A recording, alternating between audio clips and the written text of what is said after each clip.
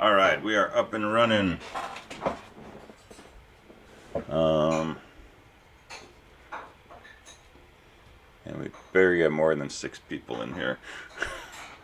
There's another. Alrighty. Well, welcome back to spring quarter.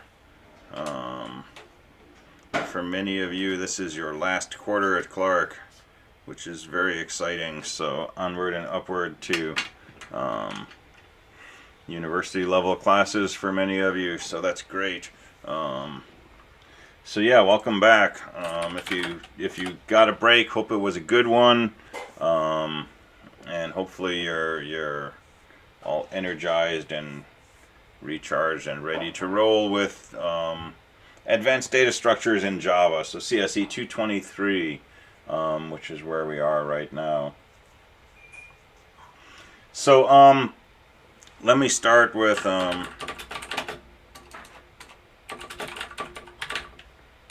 request for a note taker. So I posted this on Canvas, but I want to mention it in class also. So this is a prepared statement. A student in this class, actually a number of students in this class, have documented disabilities that impact their ability to take comprehensive lecture notes.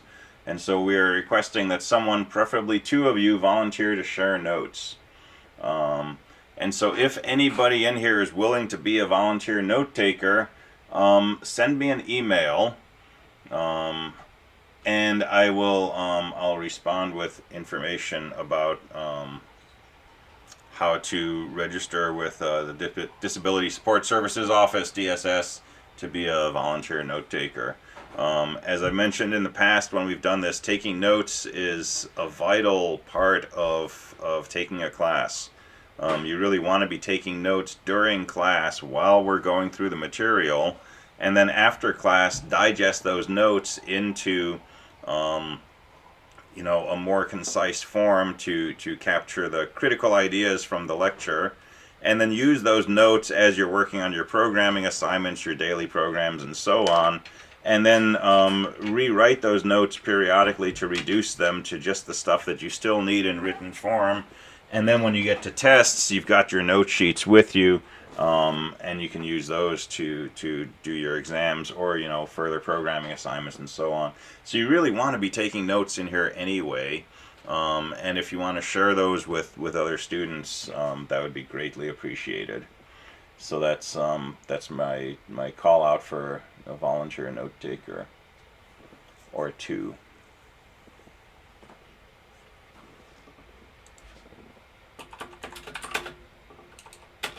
All right, so 223 versus 222.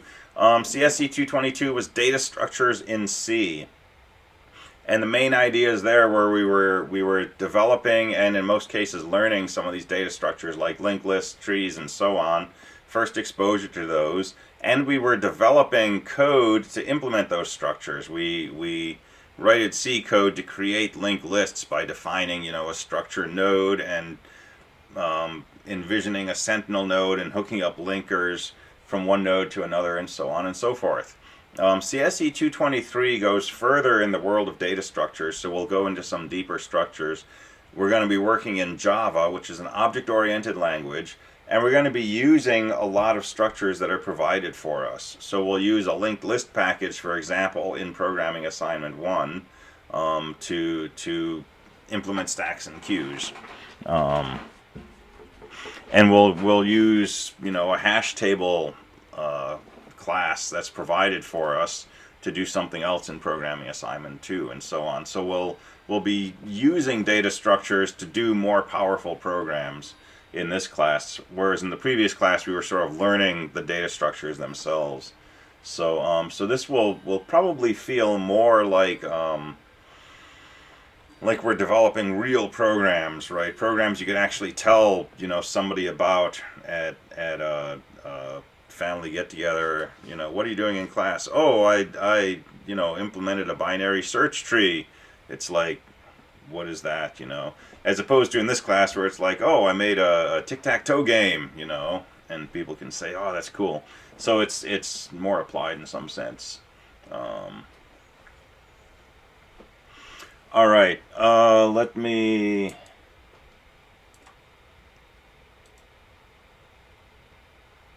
blow through the syllabus. I'm not going to spend time going through the syllabus. So you should look at this. But this is a class that's been switched to a remote class, so we'll be meeting through Zoom. There's a textbook you can download. I don't recommend printing it, but it's a good Java reference.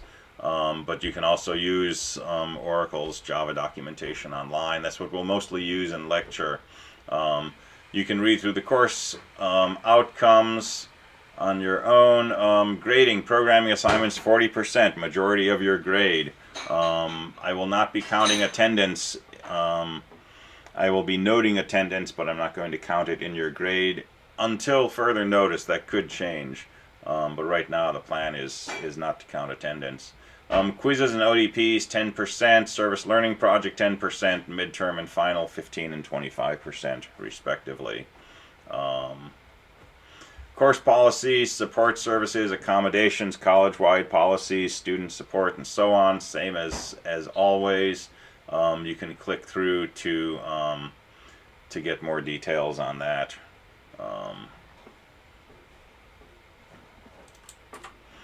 Additional course policies.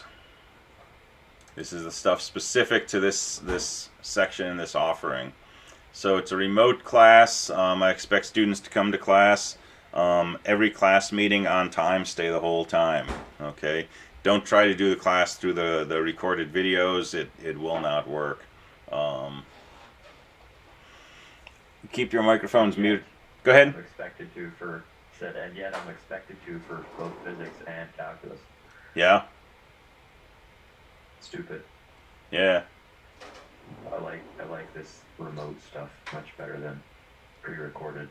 Oh, okay. Okay. Yeah. So I'll try to run this, kind of the way it would run if it was in person. I'll try to keep it interactive.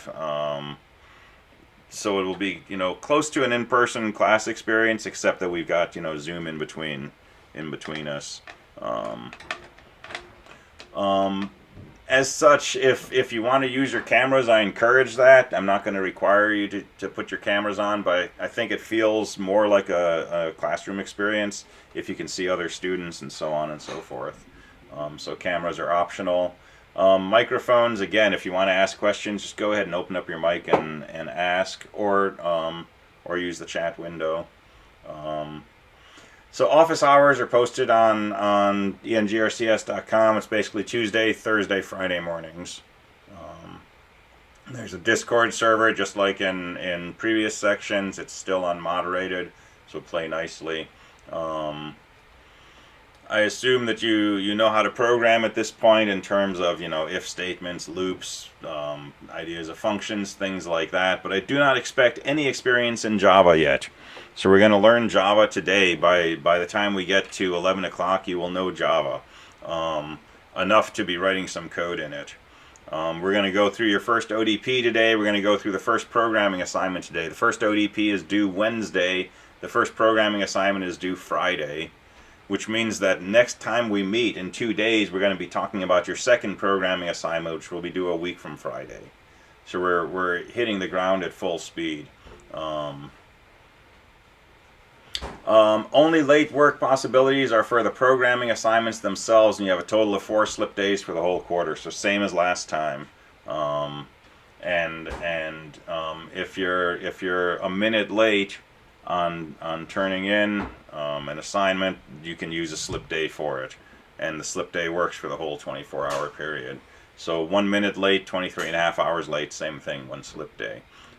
Any other deadlines, exams, quizzes, service learning project, ODPs have to be turned in on time. If you miss the deadlines for those, it's a 0. So there's the breakdown of the slip days again. I think everybody in here was in 222. Everybody showing up on attendance was, so I don't think any of this is new. Possibly one exception. All right, other policies, again, come to office hours or ask questions in lab hours. Email, not a great way to try to work on coding issues and so on and so forth. Make sure your code is your own. Turn in your own code. Don't look up code online. Don't glance at solutions online. You won't be able to unsee what you've done, and then when you turn in your code, it'll be someone else's code, and that gets you in trouble. Don't miss your exams. Make sure your submissions work. So you're going to want to test your code. You're going to want to upload it to Canvas, and then pull it back down, untar it, recompile it, test it, run your test cases, make sure it works. Okay, the degree to which I'm willing to debug students' programs is going down throughout the sequence. In this course, pretty much if it doesn't work, I'm not going to grade it. So make sure it's at least compilable and runnable. Programming style comments, all that kind of stuff. We've talked about this before, so you can read through those. That's pretty much it for administrative stuff that I'm planning to go through today. I want to jump into Java. 3 billion devices run Java badly. It's probably higher than 3 billion today. And Java is an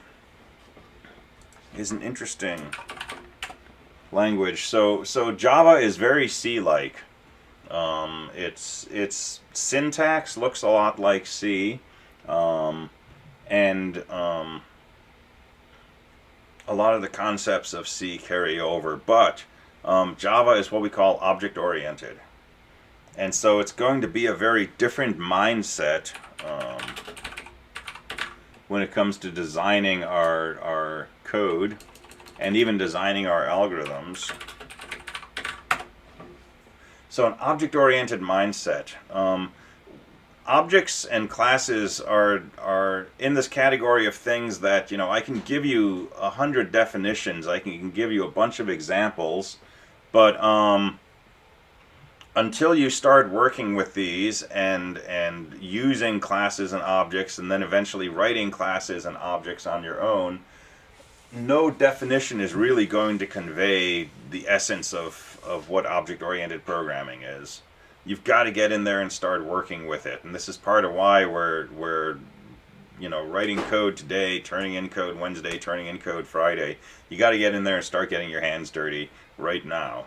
All right? And if you've got server access, I encourage you to play along as we go through things today. You can do this on the Linux server, or you can download Java and run it on your own system. And so we'll learn what we mean by object-oriented, but the basic idea is, you know, in C, you can have a bunch of variables. Here's a name, here's an age, here's a grade, right? If those variables belong together, what do? We create a structure. So we say struct student, curly bracket, character star name, integer age, integer grade, right? And now we can make a variable of type struct student, and it contains all three of those variables.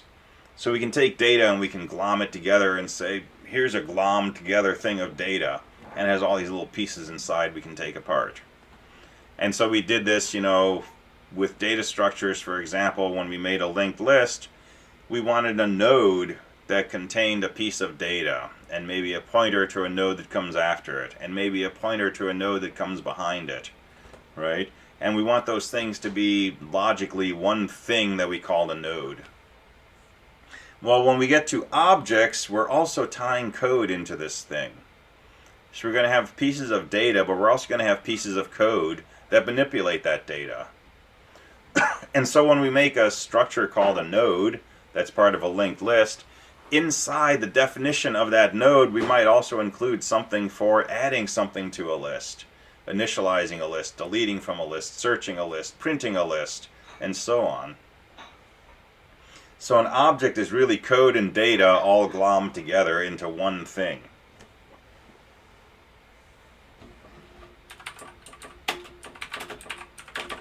And so two terms that we'll use throughout this course, class and object.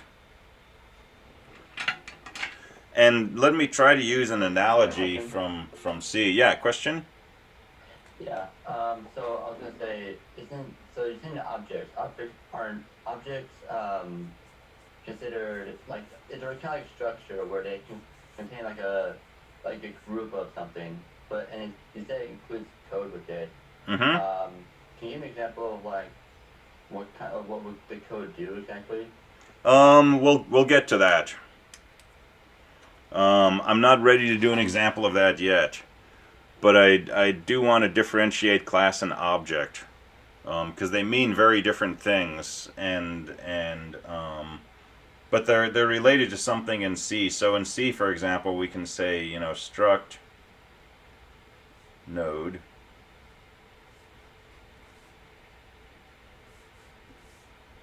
and we can put some fields in there, right?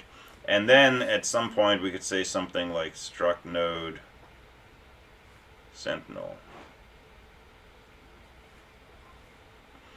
right? So this is defining what a node looks like. Okay? It's not actually declaring a variable. It's saying, hey, if I make a variable of type struct node, these are the things that I would find inside that variable. Alright? This, on the other hand, is actually declaring a particular variable named sentinel, and it's not an int, it's not a float or a double, it's a struct node. Okay, this thing up here, this is going to be analogous to a class. And this variable is going to be analogous to an object. So a class will be a blueprint for how we want to take a bunch of data and code and put it all together, right? The class is the blueprint. The object is the actual instance of that class. It's an actual thing from that class. It's a particular type of entity object, right, that is defined by this class.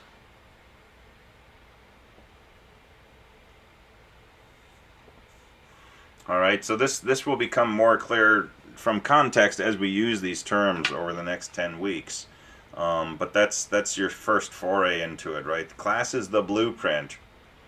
We'll make a class called rectangle, which describes, what a rectangle is. It describes an area function for finding the area of a rectangle, for example.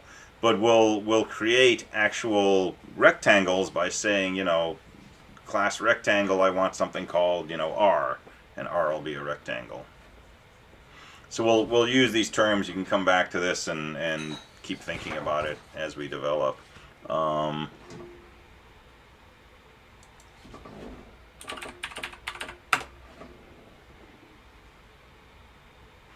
right, hold on one sec.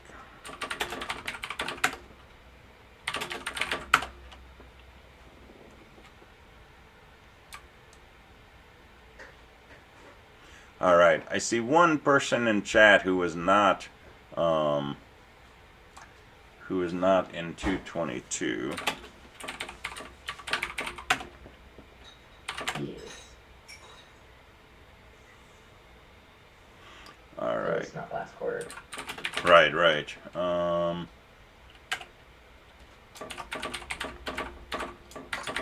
you.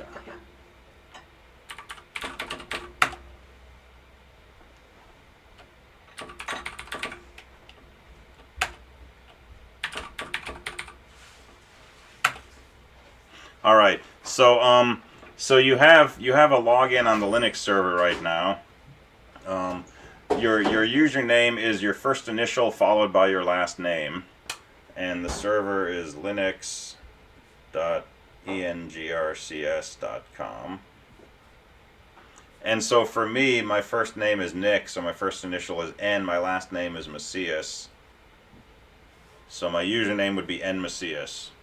So your username would be your first initial followed by your last name. All lowercase, no punctuation, no number. It's not the CTC link login ID. It's just that. And your initial password is baseball. Super secret password. Better than the engineering 250. Prepare to get hacked. And as soon as you log in, it'll make you change that. All right.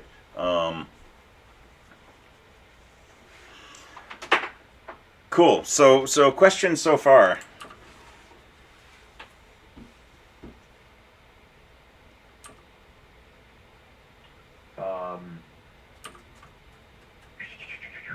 Oh, okay. Yeah, I have a question. So I use a lot of PHP at work, pretty much daily. Mm-hmm. That has classes, and are those very similar to Java classes? Mm-hmm. Awesome. Cool. So Java being object-oriented, part of the reason we teach Java is because, most modern languages are object-oriented. And once you understand the ideas of objects and classes and constructing objects from classes and so on, that pretty much translates from language to language. Syntax, detailed terminology, those kinds of things can change. But the basic concept of bundling code and data together into an object, that cuts across, C++, Java, C#, all these other languages, Python. If you've done anything with Arduinos, that's actually using an object-oriented language underneath, a version of C++. So yeah, this will serve you well, whatever particular environment you happen to be working in at any given time.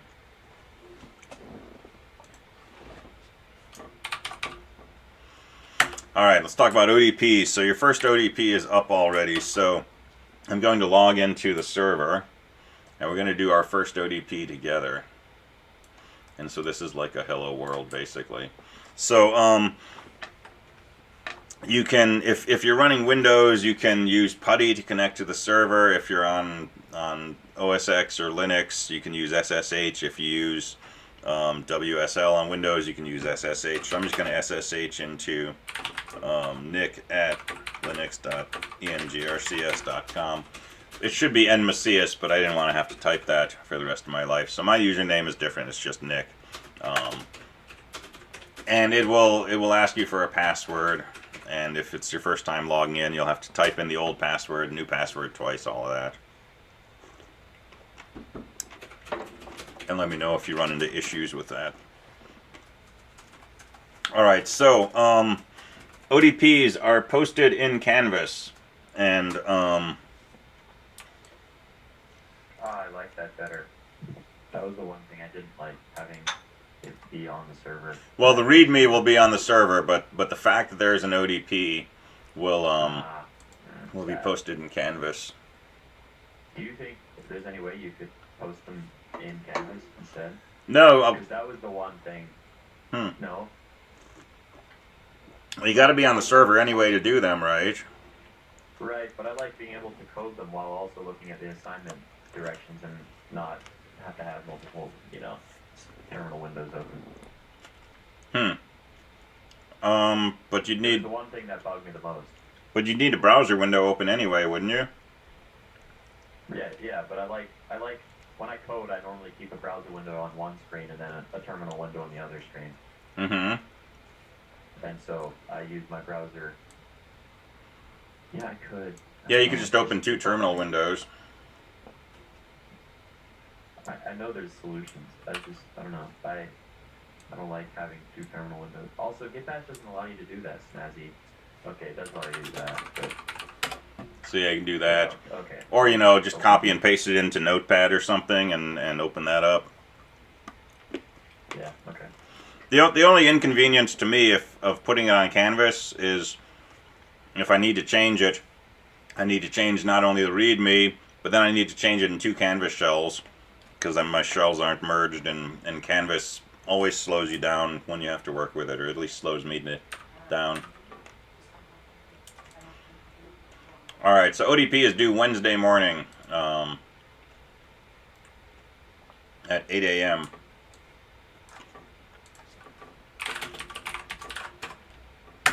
So temp readme ODP, readme 300.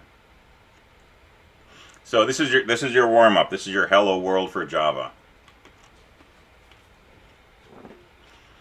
And your goal is to make a Java program that prints out hello world. That's the first assignment for any language, right? And guess what? Here's the code to actually do it. So there's your whole assignment. So to get this ODP to work and give you full credit, actually I'm going to do this in a separate window, because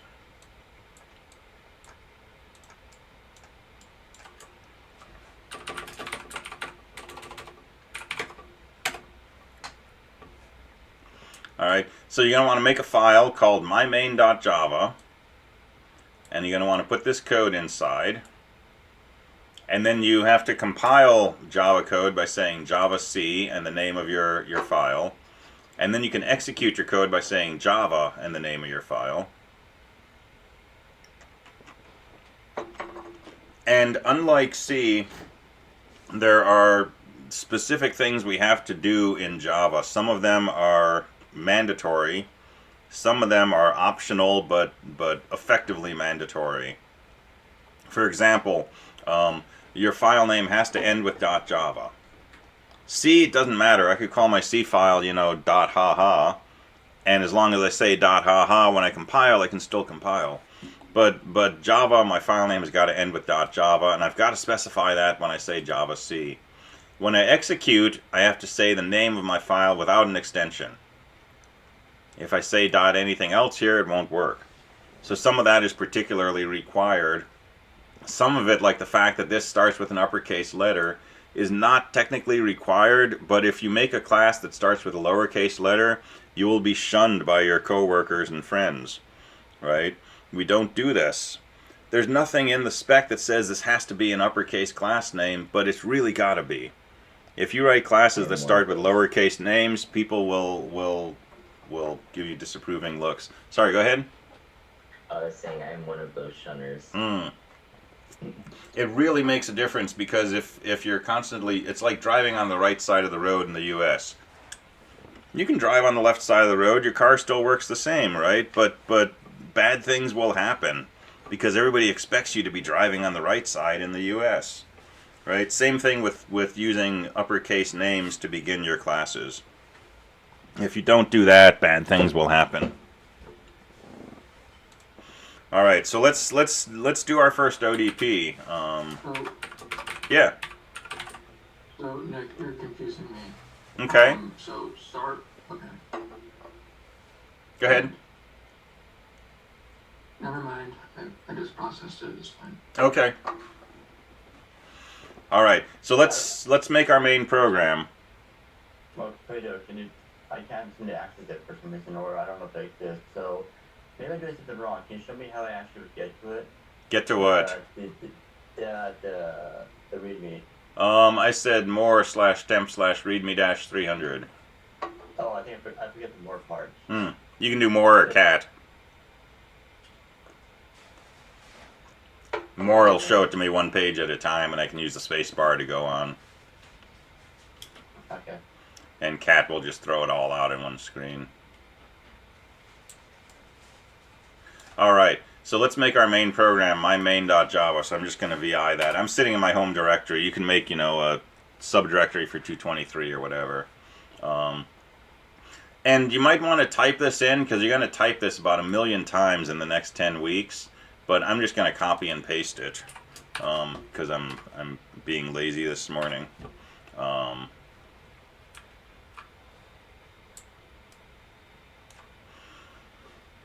All right, so here's my program. We're not going to talk at all about why we're saying these things, why we're saying class, public static void, string bracket bracket. You don't need to understand that for the ODP.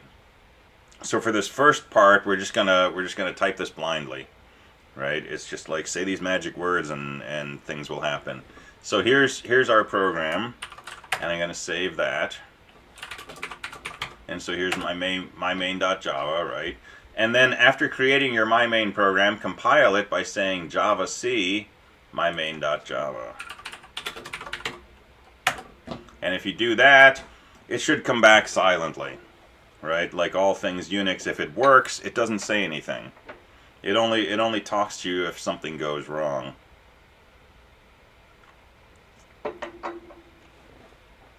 And now to execute, I'm just going to say Java mymain, and it says hello world, which was, this thing that I had right here.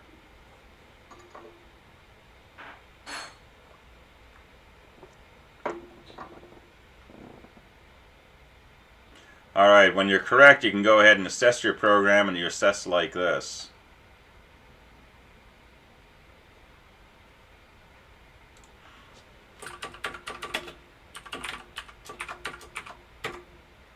So assess/temp/mymain300 mymain.java.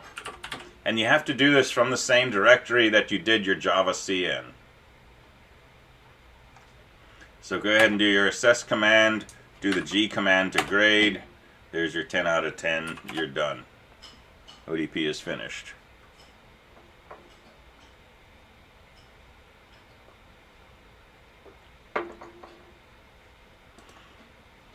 Alright, so write your code, compile it, execute it to make sure it works, and then use your assess command, use the G option, get your 10 out of 10, you're good.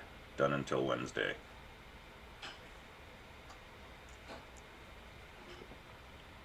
So it's the same assess program you use in 224 and in some quarters in 222, and there's a video you can link to that's, you know, what we just did basically.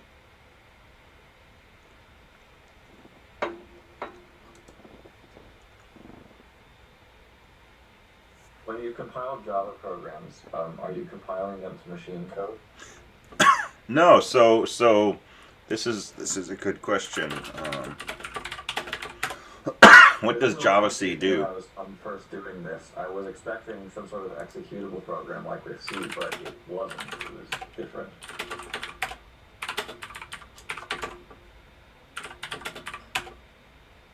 So I'm in a subdirectory here. If we compile that, what we get is we get a .class file. And a class file is a binary file. It's not generally human readable, but it's got, you know, some human readable stuff, like there's our string hello world.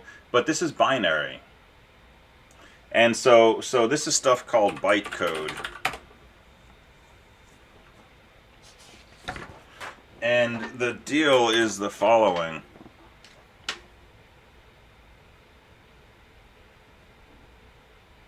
We have a file.java. We execute a javac command and we get a file.class. And then we feed that with a Java command into what's called a Java virtual machine. So with C, we write a file.c, we use GCC to compile it to an executable, and then we feed that executable to the CPU. With Java, it's slightly different. We take our source file, we compile it with javac to get something that's kind of like an executable, but instead of running that on the CPU, we run it on a virtual CPU, something called a Java virtual machine, a JVM. And we do that by typing the Java command. So this is our source. This gets compiled to what's called byte code. It's like machine code, but it's not machine code that my laptop CPU understands. It's machine code that's understood by a different machine called the JVM. And so we compile our code, but then we interpret it. We have a program running that looks at the binary inside this bytecode file, this class file, and decides what to do accordingly. So Java is both compiled and interpreted.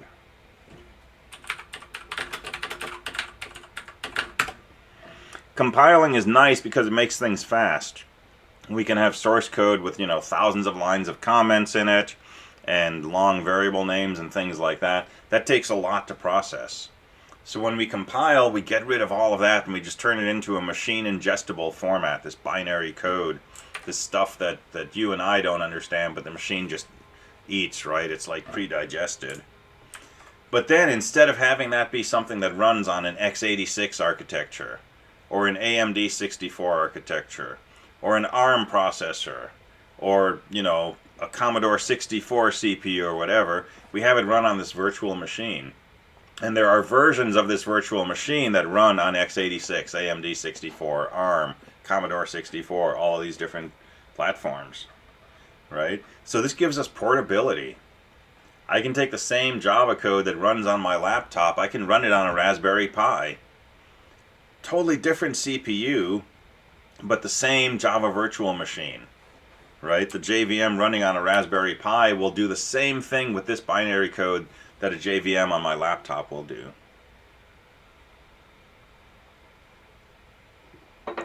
So this is extremely portable, and that's nice because you write once and then it's good to go.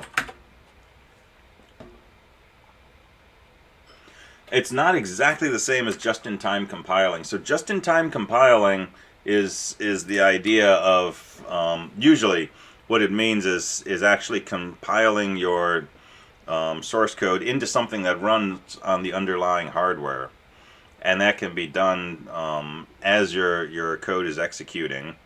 In some cases, it can learn which sections of code get executed the most, and it can change those into something that runs on the native CPU. So this is actually sitting on top of, the physical CPU. But we could, recompile this to run directly on that. And that's one version of just-in-time.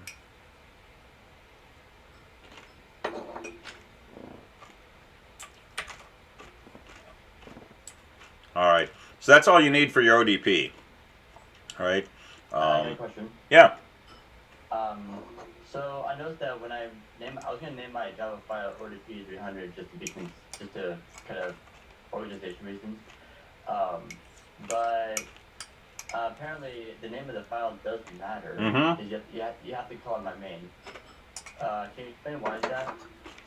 So if I make my file my main.java, then this thing that says class has to be my main. And when I execute, I have to say Java my main. If I call it ODP 300, I would have to say class ODP 300. And in here, I'd have to say Java C ODP 300.java and then Java ODP 300. But the test bed that's assessing it is not looking for ODP 300. It's looking for my main.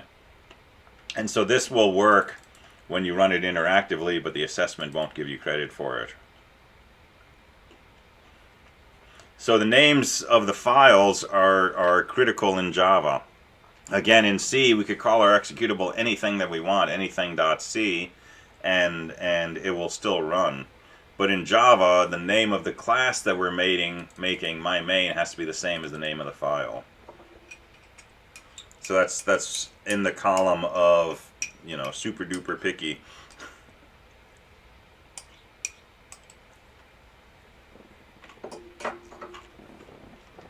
So at this point, we're still not really very deep into understanding Java, right? For the ODP, this is, like I say, a hello world. It's to get you onto the server, get you into the editor, get you writing code, get you to say Java C, Java, and assess. So most people were in 224, you did ODPs there, but this is just kind of getting everybody, back up to speed. White space with Java. White space is kind of like with C, so in most cases it's optional. You can indent however you like. Spaces inside quotes are critical, but other than that, it's mostly dealer choice. Okay, so not Python at all. Sweet. Definitely not Python. Java is case sensitive, so uppercase, lowercase makes a difference. If I put a lowercase m in here, none of this works. And so very, very similar to C in a lot of those aspects.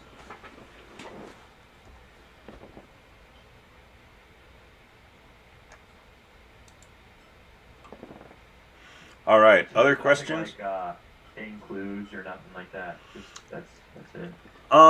We'll have import statements, and so for example, if we want to work with linked lists, we're going to have to import the linked list class. But we don't need a standard io.h. That comes from something called system, and that's available to us by default. So we will eventually have something like includes, but we don't have to do it every single time, which is nice.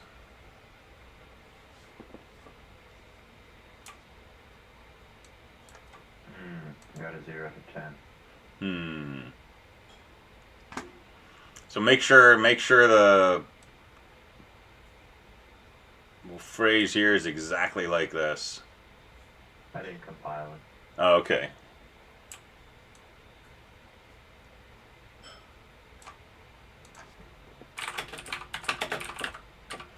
All right, just a few more Canvas notes. So lectures are being recorded. They're posted on YouTube. You can get to the channel through this link. So again, if you did 224, 222, same idea. There's a video topic list in here. There's a quick start guide for logging into the server and so on here. Interesting code samples that we develop. I'll post links to those here. And that's just an area on the server where you can find code.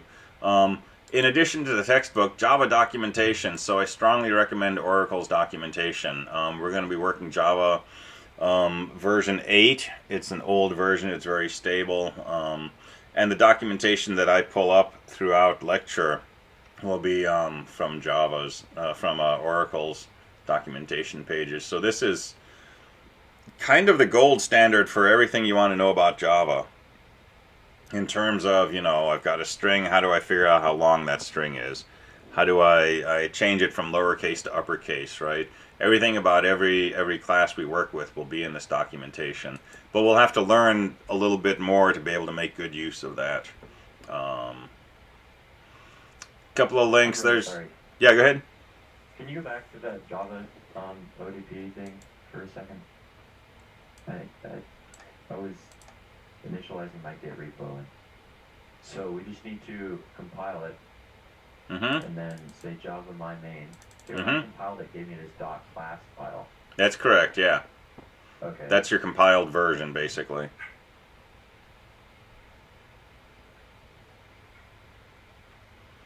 And then when you say Java my main, it's actually looking at my main.class.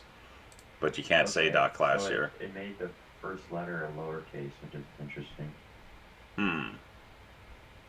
First letter or what? The .class file. But your .java file was uppercase? Correct. That's... What system are you running on? I'm on your server, a Windows machine. Oh. Could he have named his class in the program lowercase? That's possible, yeah. Make sure. That's probably it. Yeah, that's probably it. Good catch. Yeah, you're right. That's Awesome. Thank you. Yeah, good debugging. Additional C book with exercises. This was a book I wrote for CSE223. But some of the stuff in there will actually help with 223. Some of the stuff with stateful programming, some of the concepts of bit field manipulation. So I'm leaving that link up there for people to work with. And then the book of coding haikus. That's 222, 223. So as you find those useful, help yourself to them.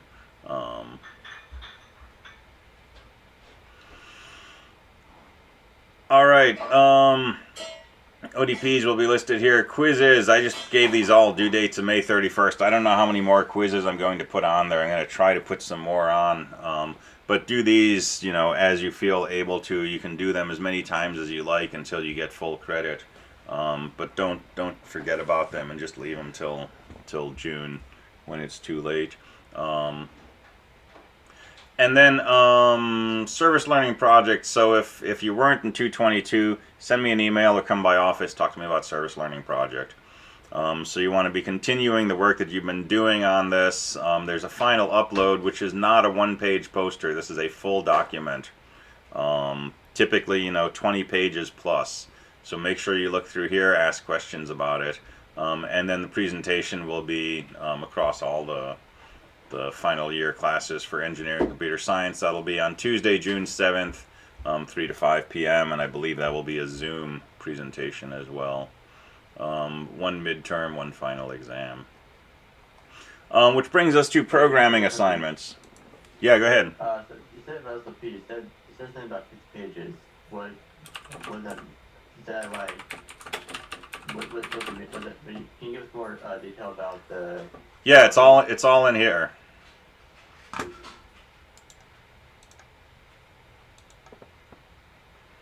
So upload your final written report, a PDF here. Each team member must submit their own. Details on report requirements can be found here. So this is a full document describing everything that you did related to your SLP. So it's not a one-page poster, basically, right? So go through here. I guess we can do this now.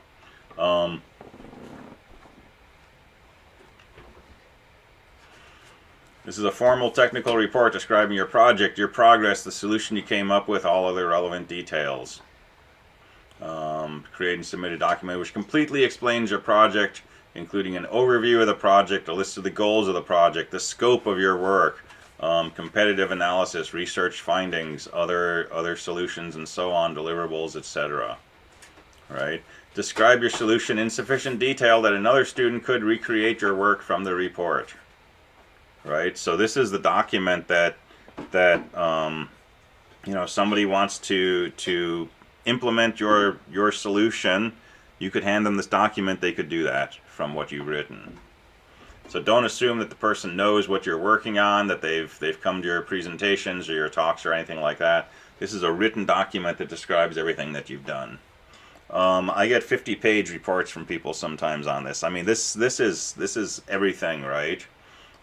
If you turn in 2 pages, you're probably not putting in enough information. I would expect at least 10 to 20 pages to get through all of this. So objectives, describe the problem being solved. This is not a paragraph, right? This could be a couple of pages worth of description of what it is that you're trying to do. Why are you doing it? What's the scope of it, right?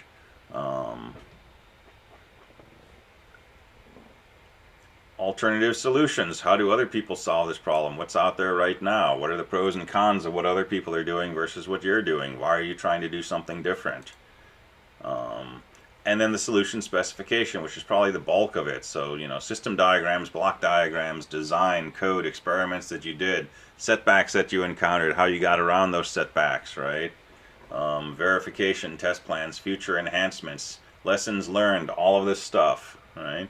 And at the very end, I want license terms. And your license term is what can we do with this report? So if you want open access, if you want us to share this report with the world, you can use something like this. Permission is hereby granted free of charge, without limitation, blah, blah, blah. If you're designing a better bird feeder, and you may want to market this, and you don't want the world to know your ideas, don't say, you know, permission is granted free of charge for anybody to do anything. Say something like, you know, this project is proprietary. You may use this report for grading purposes only. Do not disclose this, and we'll respect that, and we won't publish it on the website, for example. All right, does that make sense?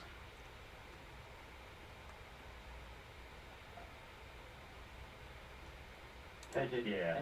10 pages seems like a lot, but we'll see. It's a year's worth of work. I mean, it's probably 40 weeks that people have been working on their SLPs.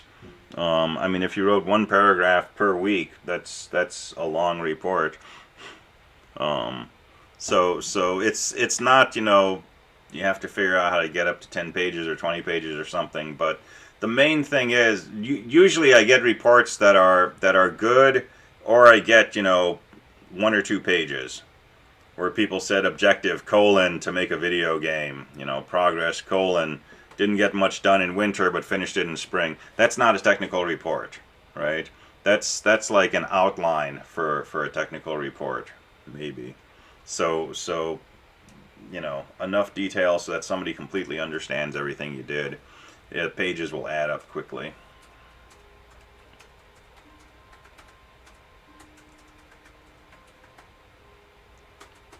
All right, you ready to learn Java? Let's talk about the programming assignments. Let's go. All right, so your first assignment is due Friday, and it's a modulation of an assignment from 222. All right, your second assignment will be due a week from Friday. And these two go together. These are both considered programming assignment 1, part A and B, but they're 100 points each, right? So you get lots of good credit. And there's some disclaimer I need to make here. So it's possible to write C in Java, right? When I wanted to learn Java, I didn't really want to learn Java. I wanted to be able to say I know Java. And what I ended up doing was writing C code in Java. And you can do that, right? You can write Fortran code in C. But our goal in this course is to learn how to write Java in Java, which means we want to be able to write object-oriented code. But to learn that, we've got two things we have to do. One, we have to learn this new language called Java with a new way to compile, with new quirks where, you know, we have to have uppercase names and so on, slightly different syntax and so on. So we've got to learn those mechanics. And then on top of that, we have to learn about objects and classes. And then after all that, we're going to start learning about more data structures and so on. So there's lots of levels of learning going on here. So what I'm trying this quarter is programming assignment 1A. We're going to basically write C code in Java. So it's going to be a Java program. It's going to compile with Java C. It's going to run with Java. But we're really going to be writing C code. We're not going to be doing objects and classes for the most part yet. But this is going to let us sort of get our feet wet and start digging into some of the mechanical aspects of playing with Java.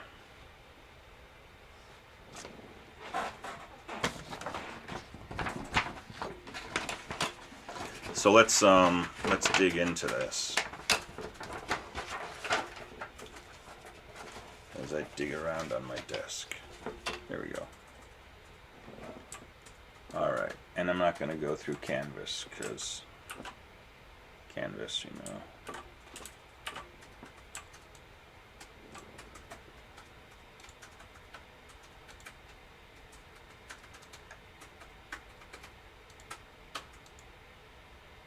So I'm just going to pull this off here.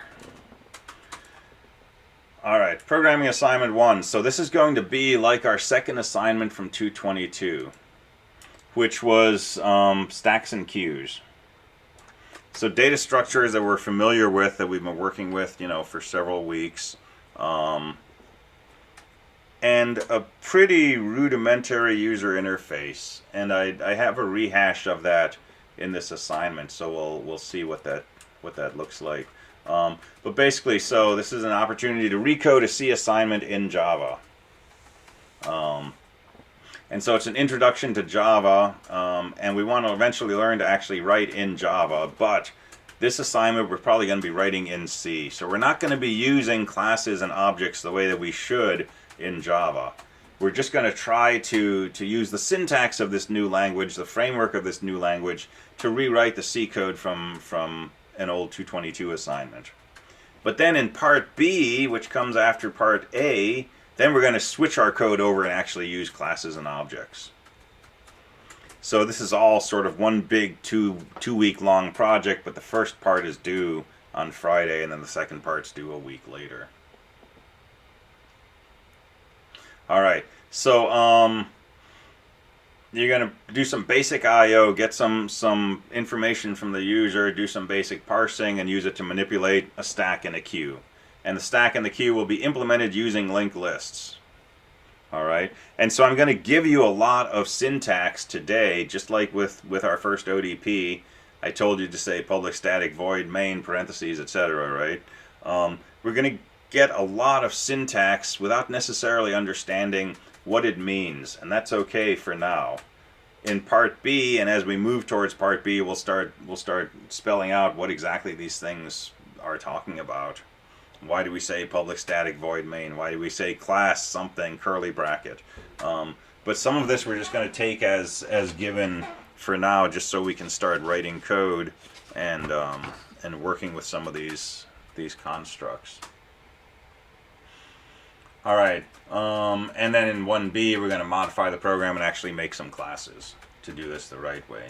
Okay, so overall behavior, it looks just like PA1, and so you can check this out on the server, java-cp/temp PA1A.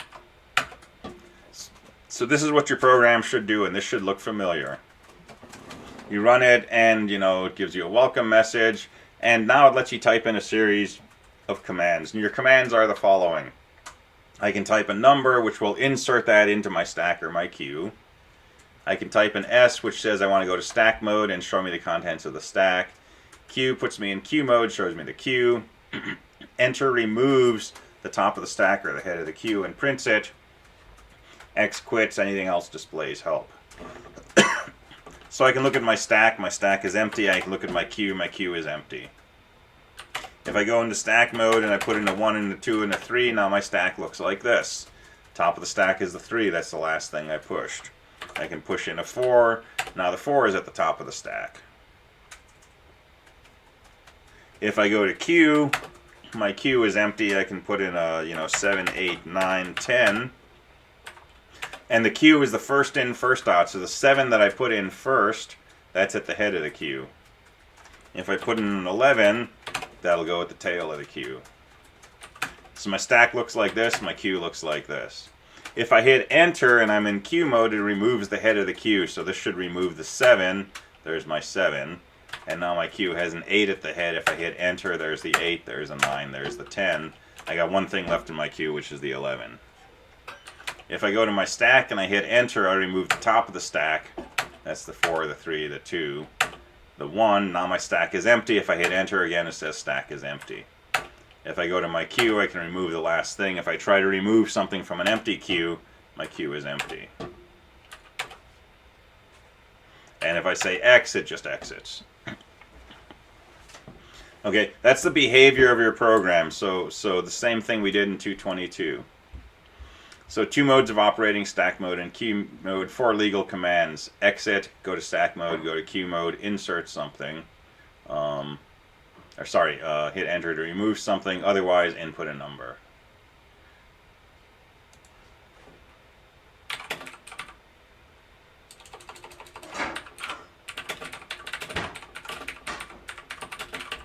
Okay, for this assignment, don't worry about illegal integers. I'm not requiring you to parse an integer to see if it's legal.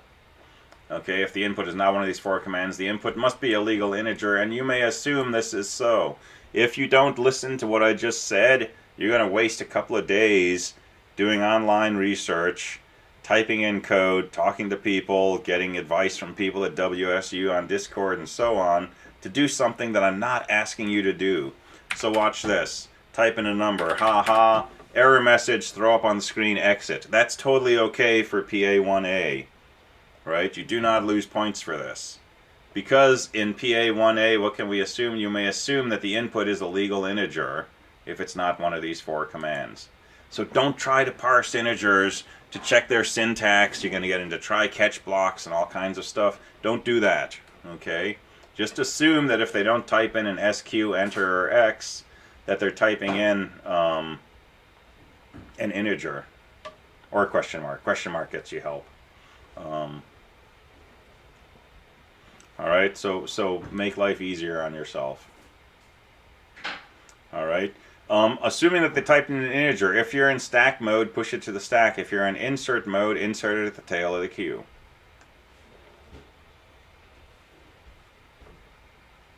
Alright, required structure. Your main class is called PA1A, so it's got to be in a file called pa1a.java. And you're going to create a pair of linked lists, one for stack, one for queue. I want you to call those stack and queue. And so your stack is going to look like this.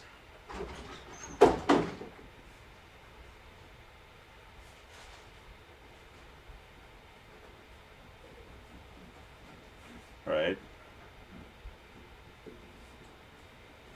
Linked lists. When you push to a stack, you're going to insert in the beginning of the linked list. And when you pop from the stack, you're going to remove from the beginning of the linked list.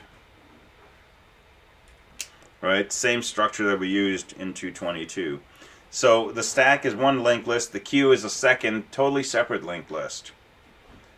The stack, you do two things, you push and you pop. To push, put something in the beginning. To pop, remove whatever's at the beginning.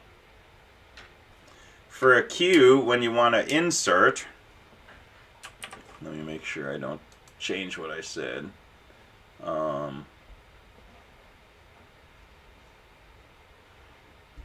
Okay, so insert at the tail of the queue.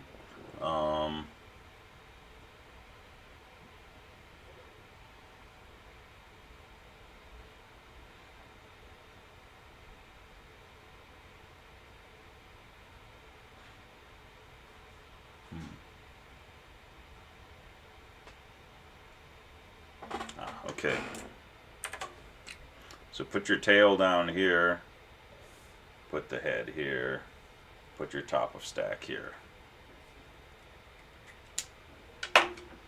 Alright, so when you want to insert into a queue, just take your last node, point to your new piece of data. When you want to remove from the queue, it's like a stack pop. Just return whatever's at the head. No tail pointers, don't worry about anything like that. And the cool thing is you don't have to write the code to make a linked list. We're going to use the linked list class that's built into Java. So all we're doing is making calls to a bunch of functions to do this insert at the beginning, remove from the beginning, insert at the end.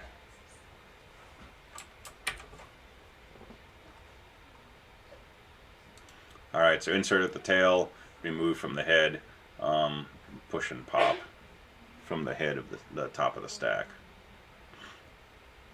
Alright, so how do you do this? Make a main class called PA1A. And the first thing your program should do is create a pair of linked lists, one called stack, one called queue. And we're going to go through this in some sample code in a few minutes and see how to make these linked lists. You're going to need to keep track of your mode. You can use booleans in Java. It's an actual data type. So you can say boolean stack mode and set it to true if you're in stack mode, set it to false if you're in queue mode. And then to read input, we're going to use what's called a scanner. And so you're going to open a scanner to read input from the user. And then you're going to make a main loop that's going to read a line of input, parse that line, in other words, figure out what command you're supposed to do, and then perform the requested command. Okay, so far exactly the same as PA2 from CSE223A. Alright, the required functions. Functions are called methods in Java. So method. Method is just a fancy word for function. So the required functions for this assignment are the following. You need something called showStack that takes a stack and prints out the contents. And it should print TOS greater than and then print the contents of the stack separated by commas inside curly brackets. So when you look for the contents of a stack, it should give you an output like this. Okay, you're going to write a function called showStack that does that. You're going to write a function called showQueue that takes a queue and prints out the contents like this. Head, arrow, square bracket, comma separated list of elements, square bracket, arrow, tail. You're going to write a pair of Boolean functions. One is called stackIsEmpty. It takes a stack, returns true or false to tell you if the stack's empty. And queueIsEmpty takes a queue and returns a Boolean. Right? These things, these stacks, these queues, these arguments, they're just linked lists.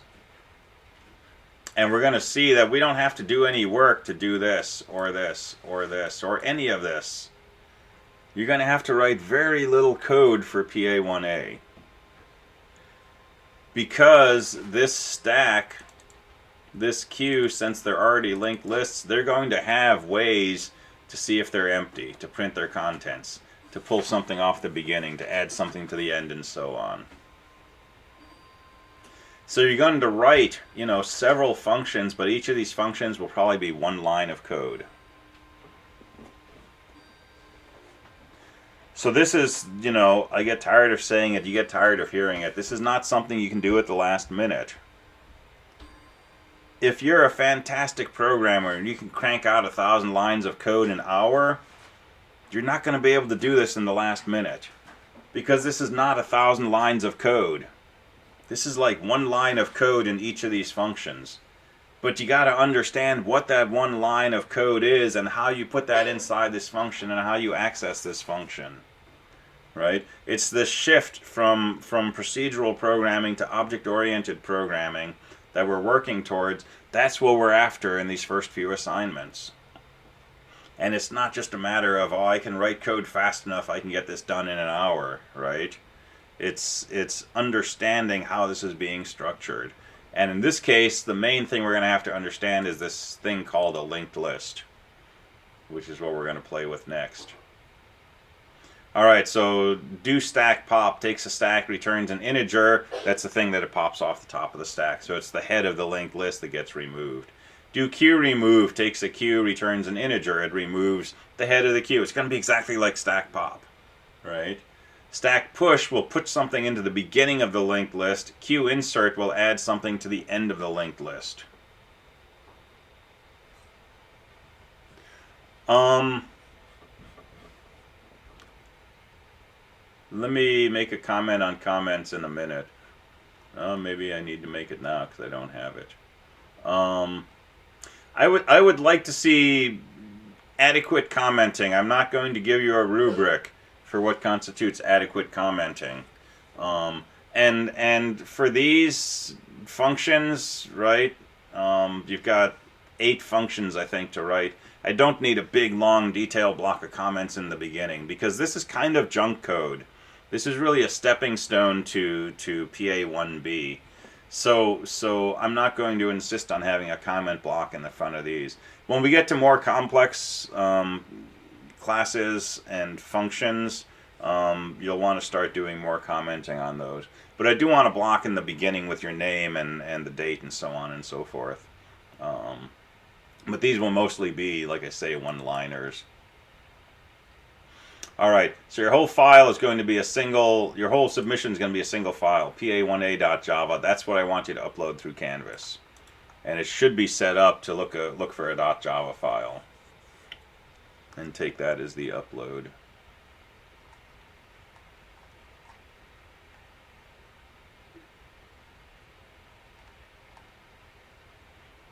Alright, do you want to do a 3-minute break before we go on?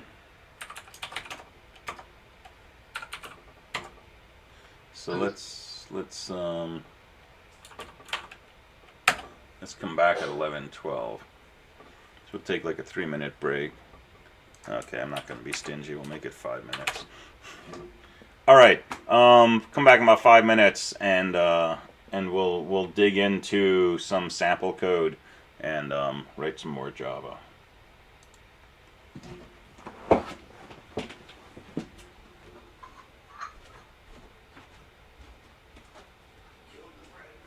Yeah, there's still half a look.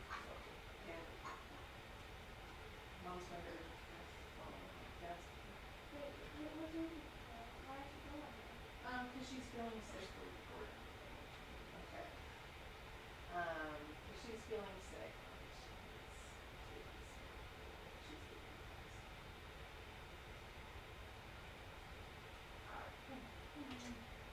Because I'm in your B section. I wanted to listen to your lecture today and take notes and stuff, but I got interrupted. Yeah.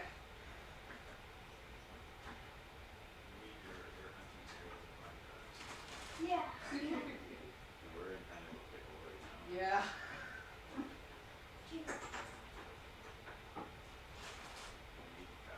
Well, I have plenty of food. I have great places to walk the cows. Oh yeah? Okay. Yeah. Cool. But maybe not where we're at right now. Yeah. We're gonna get there. I'm also really good at coming back home. Yeah. I know exactly where That's to go. good. Yeah.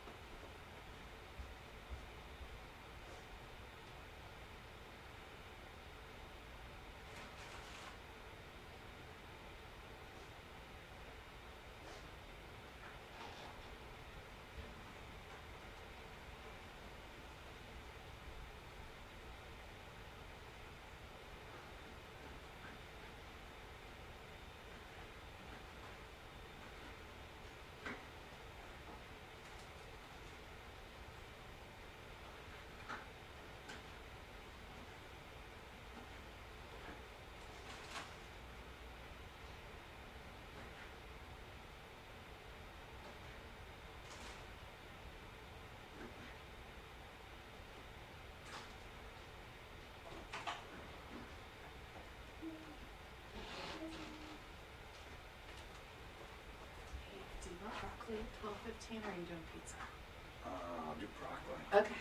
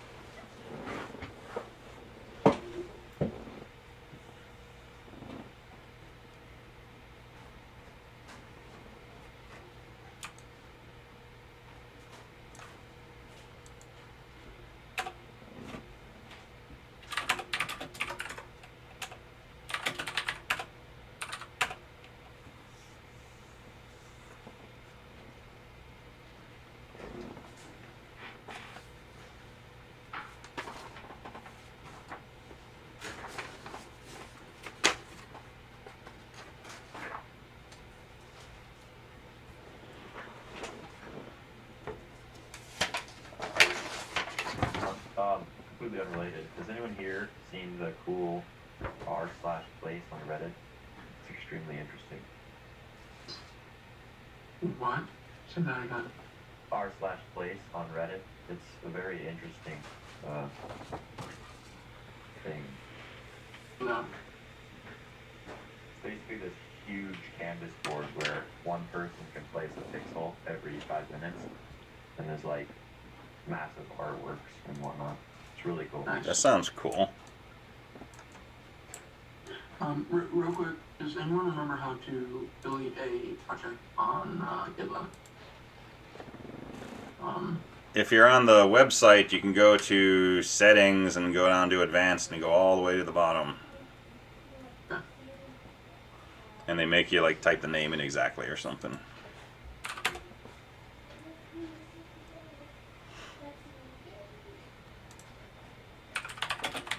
All right, so let's write some Java code. We've already done mymain.java. So let's just start digging into this a little further. And I'll just play around with main. And if I'm writing a file called main.java, then I'm creating a class, and without knowing what a class is, I'm going to have to begin my program with the keyword class followed by the name of my class, which has got to match, the name of the file. So this is going to be a class called main.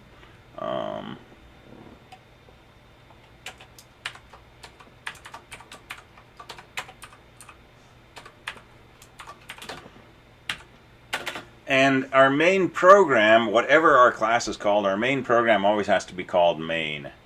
And main has got to be written like this: public static void main string bracket bracket. And this doesn't have to be args. This could be any variable name that we like.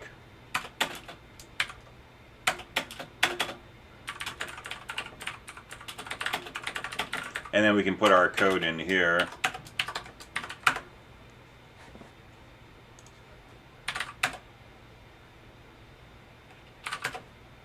Java functions are so long. Yeah. Like printing instead of a nice simple printf is System.out.println. yeah. Yeah, and that's kind of a pain. Most people who are writing Java are probably using IDEs, and they have like 2 key shortcuts for saying system.out.println and so on. Oh, that's another thing. I'd like you to avoid IDEs for now. They are great when you're being paid, for your productivity. They are, in my opinion, not so great when you're trying to learn, because you need to write, public static void main parentheses string bracket bracket variable name close parenthesis opening curly bracket. You need to write that, a bunch of times to be able to remember it. And when you find that you don't have an IDE, like on an exam, for example, right? You don't want to have to look that up. If you're writing some other function, you're not going to have a shortcut for it. So just avoid IDEs for now. Eventually, we'll probably start using Eclipse for a couple of the last assignments. But for now, stick to the command line, right? And yeah, it takes some typing. but you'll get really good at it. All right, so here's a general structure for PA1A, right? Except it's going to be called P1A1. But you know, class, name of the class file, and then public static void main, and your code goes in here. And I can do whatever I want in here, right? So I can make an integer I.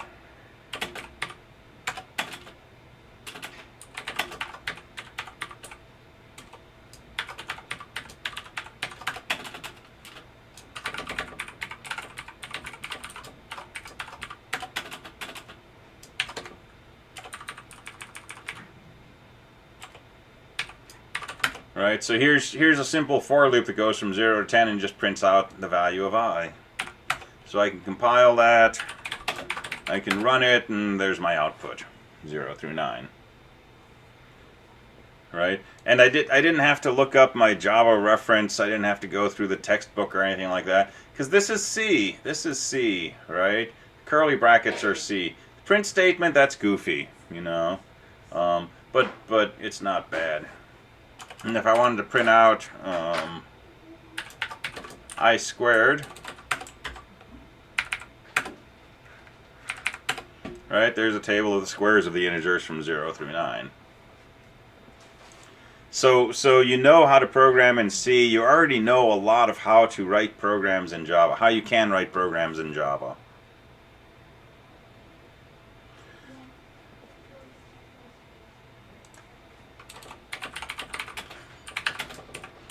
Alright, println is nice. It's not really a function of println, but it will look like it because it understands concatenation. And so I could make a cooler looking output like this.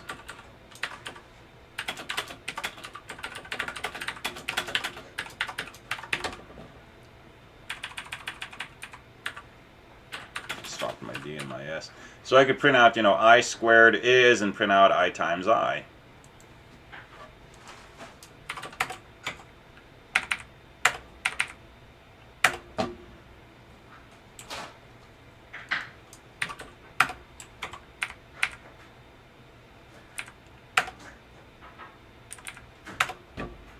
Alright, so now I got a nice little table of squares.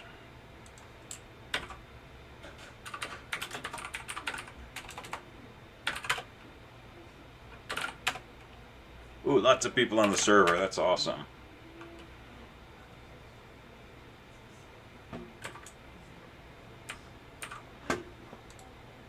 All right.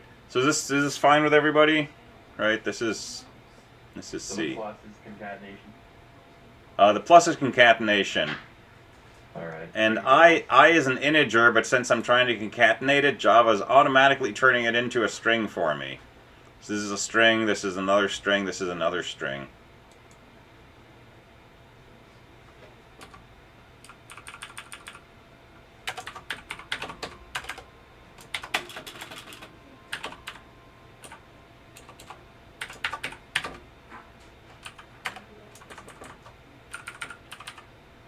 So I mean, I could do it like this too. I could have a separate variable I2, which is I times I, and I could print out, you know, I squared is I2. And it does exactly the same thing.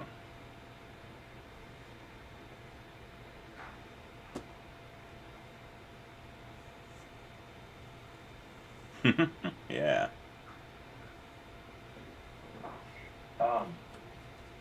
Is there any other way to do concatenation? I know some languages have multiple. Oh yeah.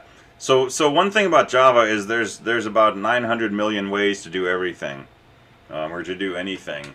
And as is typical with my courses, I'll show you a few ways and I'll stick with those. But concatenation is part of the string class, and so there's other ways to do that. But most you'll see people just use plus signs.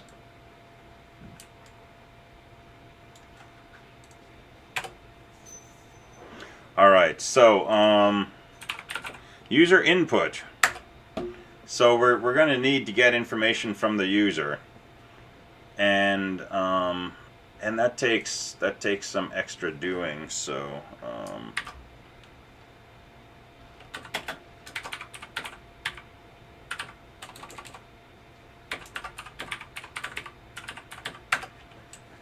So let me make a new file called input example.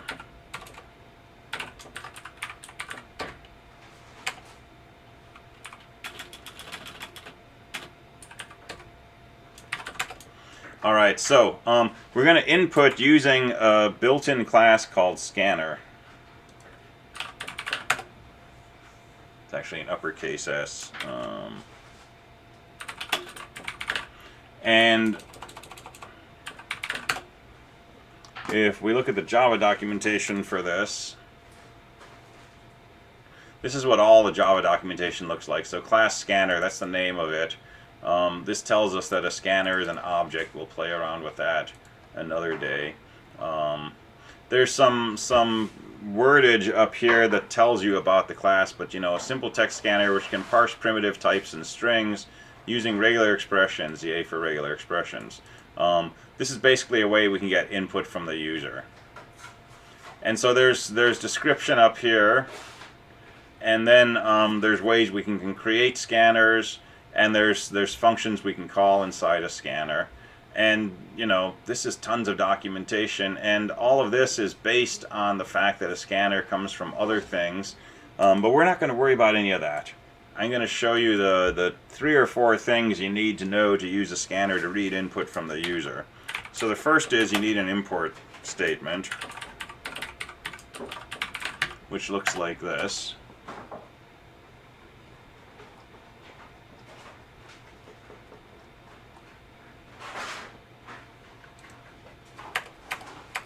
And so I'm going to go inside my main program, and I'm going to do the following.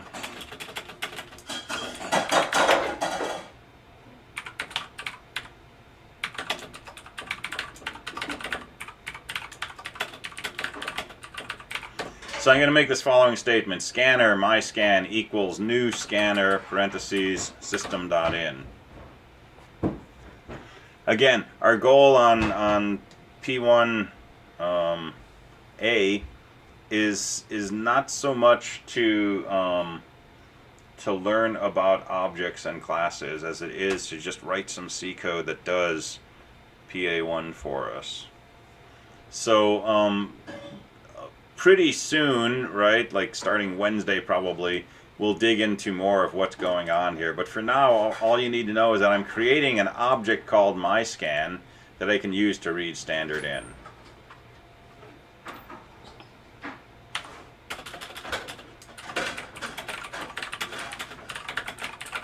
Alright, I'm going to make a string called buffer. Java has strings, yay. So no more car stars for making strings, no more car bracket 120. We can just say string buffer, right? And strings are a bona fide type in Java. So I'm making a string called buffer. Let me call it something better. We call it user input. Alright.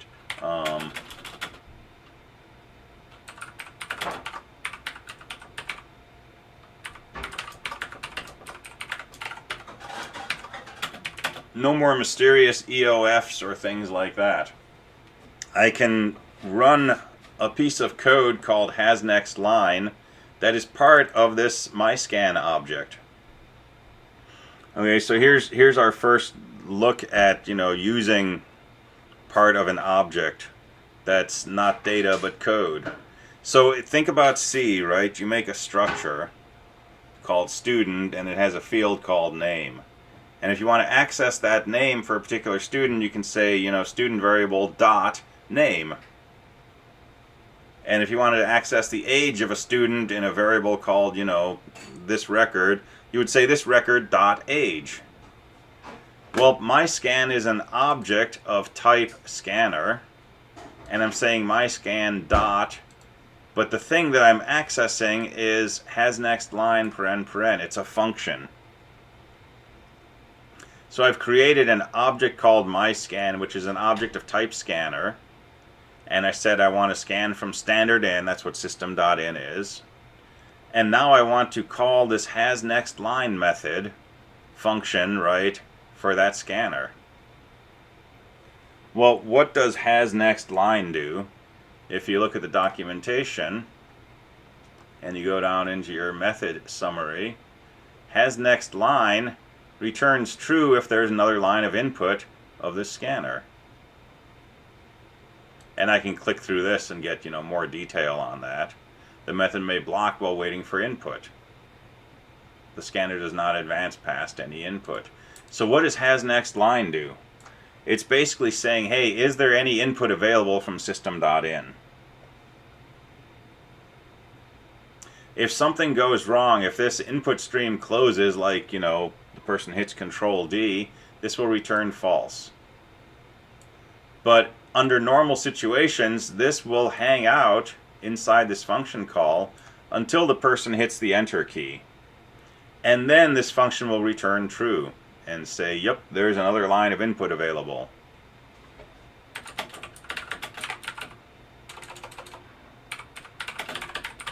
So is there input available? So if there is, I'm going to say user input equals myscan dot next line. All right, again, this is myscan is an object of type scanner, and it has these pieces of code I can run. There's a method or a function called nextLine. What does the nextLine method do? It says it advances the scanner past the current line and returns the input that was skipped.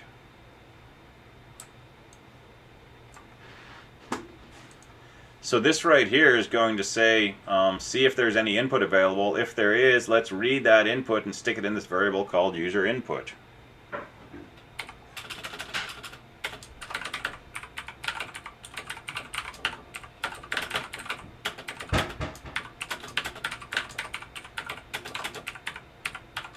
So let me go ahead and print out this input inside some angle brackets so I can see it. And then let me close my while loop. And so when I come out of my while loop,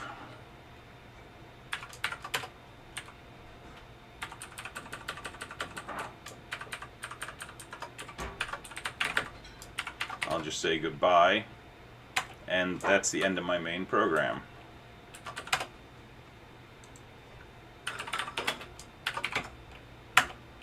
So I can compile that. Oh, I know I'd make a typo somewhere.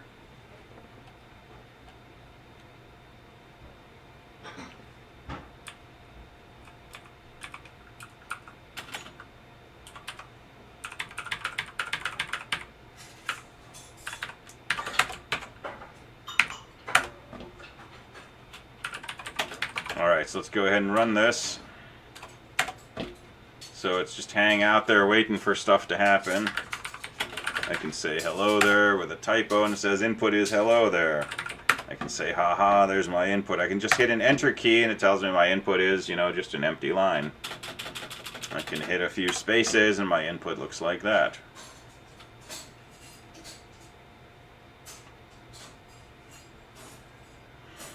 And if I hit Control D, that will signal end of input. My hasNextLine will return false. I'll kick out of my while loop and I'll say goodbye. If I run this same thing, but I give it a file to read from, like our previous, ODP example, well, same thing. It reads, each of those lines says my input is. It shows me what the input line is. And after reading the last line, it says goodbye.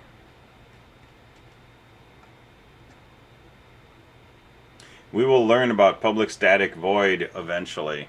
But yeah, that's a good explanation. Public's accessible anywhere. Void doesn't return a value. Static, we're going to have to talk about another day. But we will learn this. We actually need to get a couple of weeks in before we can make perfect sense out of all of this. But for now, it's just, an incantation. All right, so there's a way to get user input. Yeah, question. Okay. So let's just read input from the user. The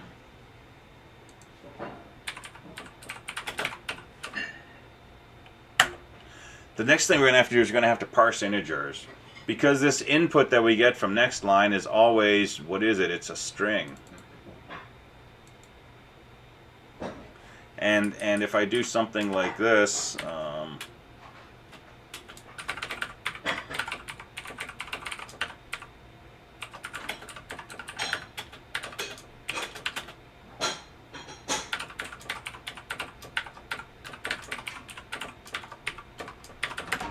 right, if I try to do something like this to print out the square of the input, assuming the person typed in an integer, that's not going to compile.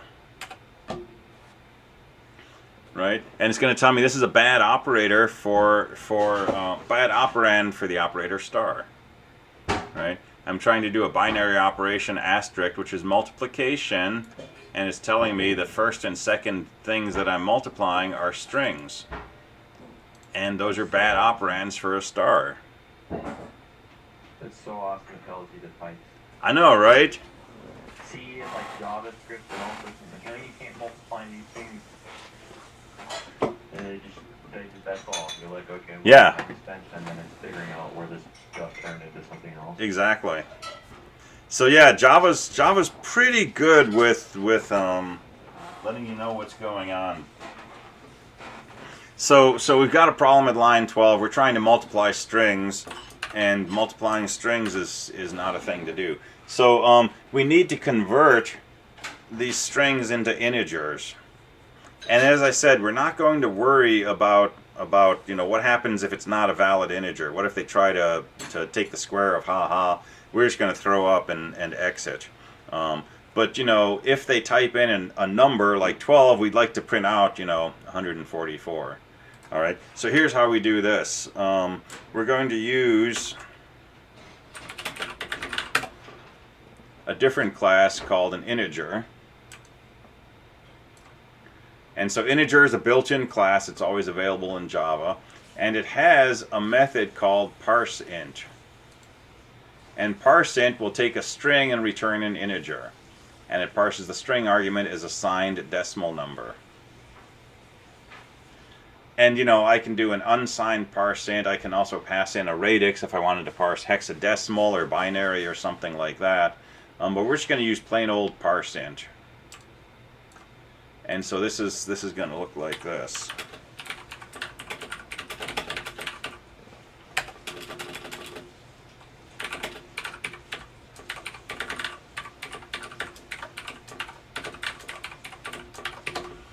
All right, that's all I'm going to have to do. So one line, integer.parseInt. I pass it a string, it gives me back an integer, which in this case I'm going to save in a variable called num. And now down here I'm going to say the square is, I'm going to say num times num.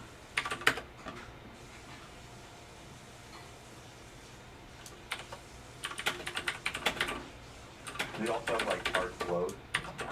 Yep. So there's a double class, and we can say parse double.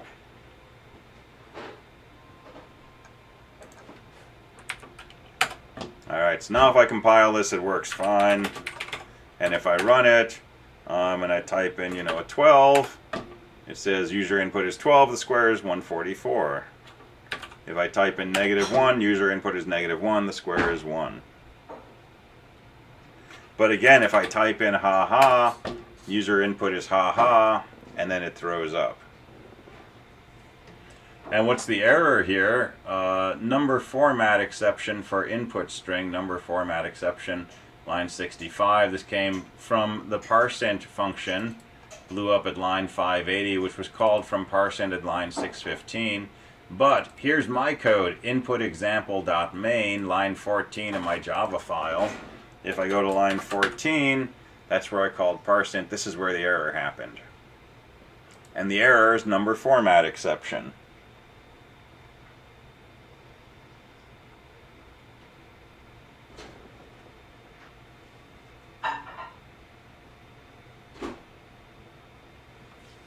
And if I look in my Java documentation, I can see number format exception. The string does not contain a parsable int. And I can click on that, and I can read all about that, because that exception itself is another class. And I can see, more details about that, and that exception is a class which is actually one of these, one of these, one of these, one of these, one of these. So here's something you'll hear me say a lot about Java. Everything is a class. And this is really nice, because once we understand classes, we understand the basic essence of every piece of Java. Integers, strings, booleans, exceptions, all of these things are the same type of thing, which is a class. Alright, but again, for now, we're not worrying too much about why this works. We just want to know how to make it work. So there's my template for a program. When I want to do input, I create a new scanner. I check to see if there's input with has next line, and I read the input with next line. That gives me a string. If I want to turn that string into an integer, I can say, you know, parseInt, integer.parseInt, and give it that string value.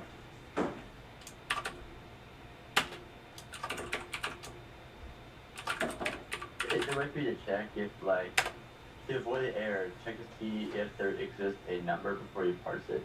There is, and we're not going to do that for PA1A. We're going to add that for the second assignment, so we'll talk about that on Wednesday or next week.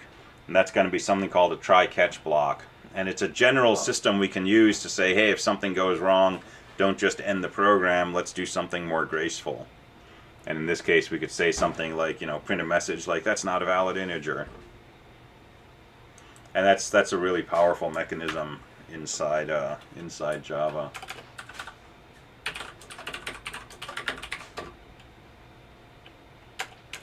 Alright, so let's put aside integers for now, because the other thing you have to do for PA1A is you need to parse the input and know what kind of command the person typed.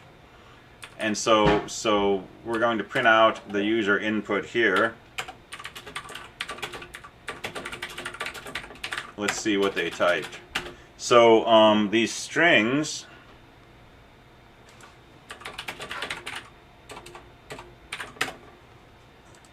are, guess what, they're also classes. And there's a bunch of methods available for strings. And one of the methods we're going to use the most for this assignment is the equals method. Equals compares one string to another. So just like in C, to compare two strings, we can't use equal sign, right? That works for things like integers, but it doesn't work for objects, and it doesn't work for strings. But here's what we can do.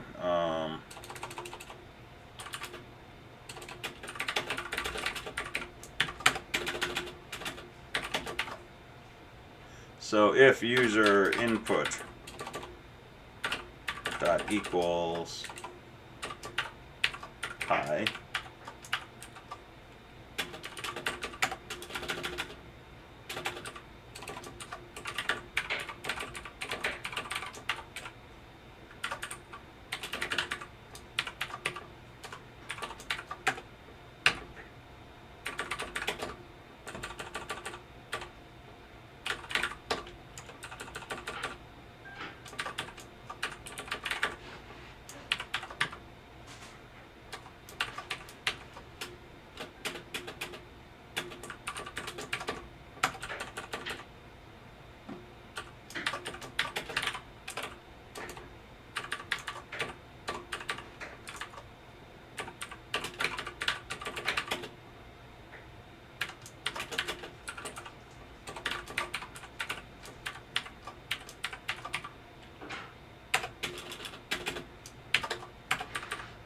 Alright, here's a real kind of rudimentary parser.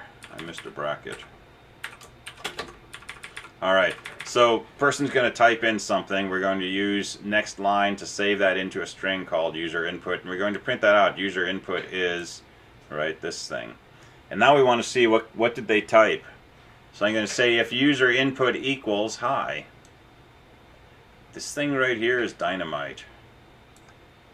Once you feel comfortable and happy about this, your life gets a lot better. This is object-oriented stuff. User input is a string, right? How do I know that? Because right here I declared user input to be a string. And strings come with methods. One of the methods is called equals. So if I say name of the string dot equals, I'm saying, hey, I want to run this method, this function called equals on this string, and the argument I'm passing to it is the string hi. What this equals function will do is see if user input is equal to hi. And if it is, then my program will print out hello there. Otherwise, I'll see if my user input is equal to bye, and if it is, I'll print out goodbye. Otherwise, if it's not hi and it's not goodbye, I'll say I don't understand, and I'll repeat what the user input was.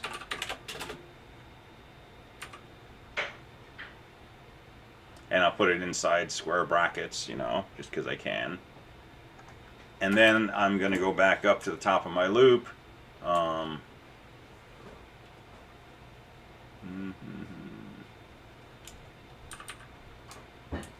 Going to go back up to the top of my loop.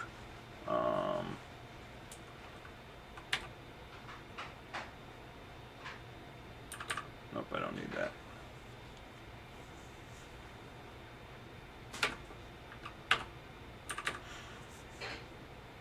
All right, everybody see what's going on here?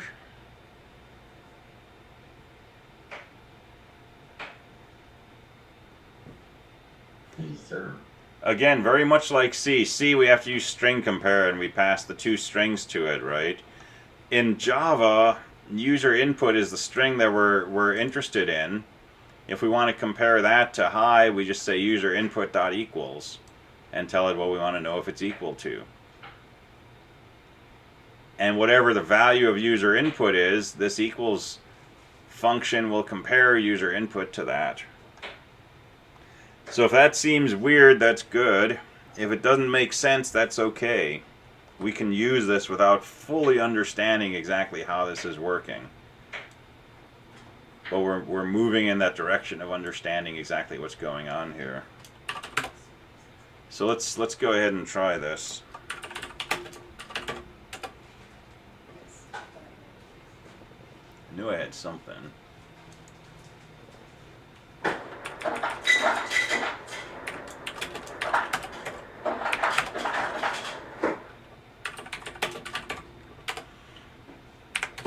Alright, so let's run this. I can say hello, it says I don't understand hello. I can say this, it doesn't understand that. If I say hi, it'll come back and say hello there. If I say bye, it will come back and it will say goodbye. And if I hit Control D, it'll just exit. So let's make this a little nicer. Let's get rid of this echo of the user input. And if you didn't notice already, right, double slash starts a comment. So just slash star star slash, you can make comment blocks. Same as C. So I'm just going to comment out this echo of the input.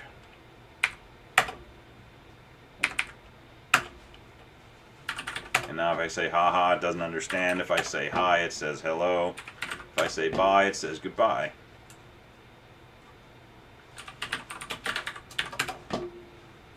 But the program doesn't actually exit when I say goodbye. Why? Because we didn't tell it to exit. So let's do that. If the input is bye, then let's print out goodbye. And let's system exit 0. Or I could say return, because I'm inside a function called main. I could just do a return, and that'll return from main, which exits. But system.exit 0 gets you out of your entire program. Return returns from a function. If it's the main function, it gets you out of your program. But this is sort of the most brutal way to exit. That just says, get out of here right now. Doesn't matter what else is going on. So we'll be brutal for now. So let's compile this, and let's run it. And I can say hi, and it says hello.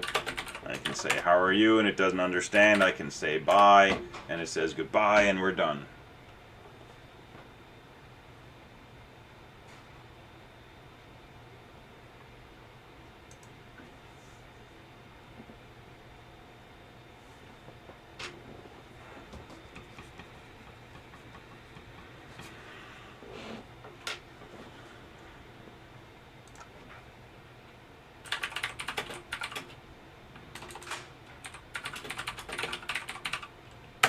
All right, we're going to want to write our own functions, and functions are a little strange to write right now. And so we're going to do something today for PA1A that I'm going to ask you not to do again until much later in the course. And so pay attention to this disclaimer, which is in general, avoid using the keyword static. We're going to use it a lot today, and we're going to use it a lot in PA1A. Right? In particular for the assignment, all of these functions that I'm asking you to implement, these all have the keyword static in front. But that's just for this assignment, and then we're pretty much never going to use the keyword static again until like week 7 or 8, other than public static void main. But because we're starting off with PA1A, kind of writing C code in Java, we're going to have to use this unfortunate keyword static. So let's make a, let's put the parser into a separate function, which is really a method.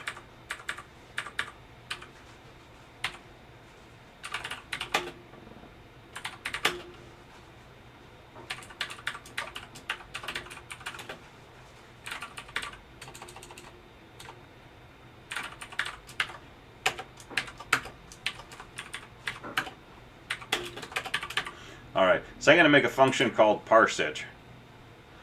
And I'm going to take all of this code up here. And I'm going to move it down here.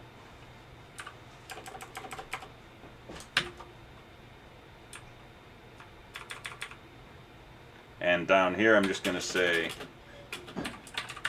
parseIt user input.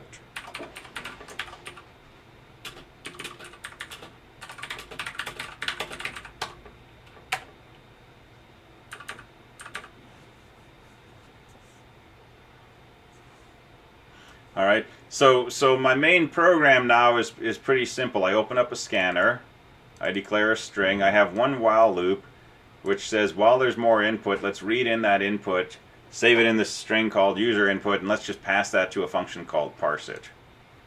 And that's going to see if they said hi or bye, and so on. And I'm going to write a function parseIt down here. I'm going to call it parseIt. It's going to take an argument. I'm going to call that buffer just to show you that there's nothing magic about the name user input. It's not going to return anything, so I'm going to return a void. And I've got this keyword static that I'm going to have right now because I'm not actually writing Java yet. I'm writing C. So we're just going to believe that we have to say static.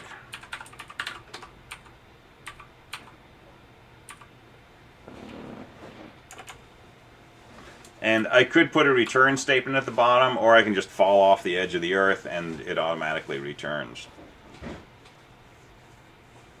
So now I've got my program somewhat modularized. I can compile it, I can run it, I can say hello, it doesn't understand it, I can say hi, it understands it, it doesn't understand, cool. I can say bye and it says goodbye.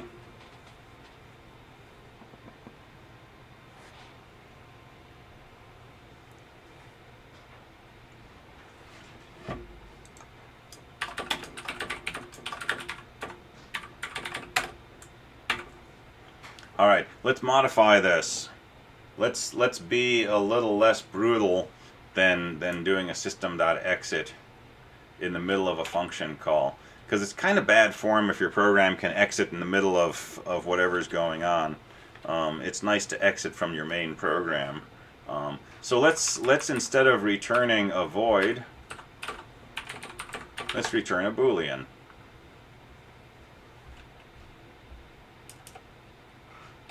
And now I'm going to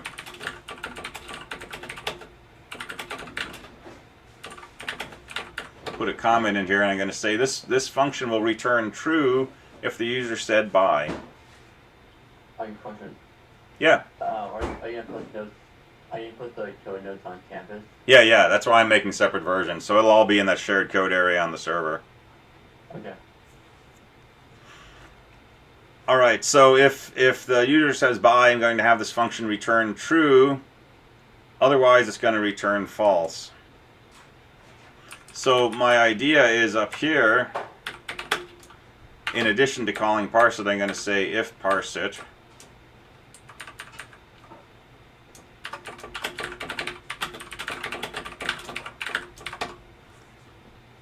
If parse it user input, I'm just going to return. Right? This is a Boolean, so this will have a true or false value. I could say if parse it equals true, but it's a Boolean value. So this says, you know, if this parse it function returns true, I'm going to return. Since I'm returning from main, I'm going to exit my program. And so in my parse it function, if they say hi, I'm going to say hello there. If they say bye, I'm going to print out goodbye, and I'm going to return true. Otherwise, I'm going to return false.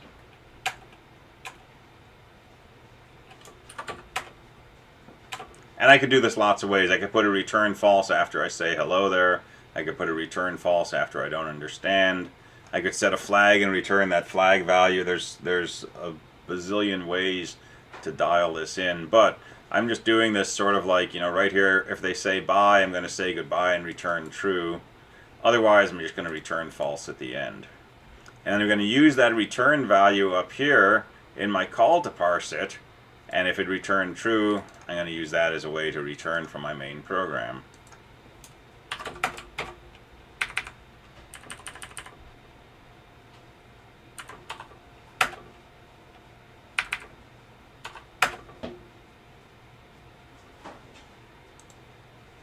And make sure you call your class the same thing as you call your file.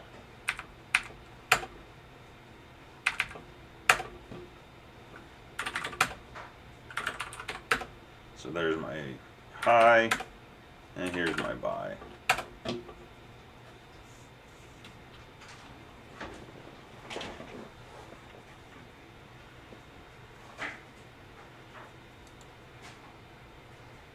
All right, still good. We're going rapid fire, but we're almost done learning Java. Isn't that awesome? Not quite, but This is all of Java. this in is one it. class. Don't have to come to class after this. No.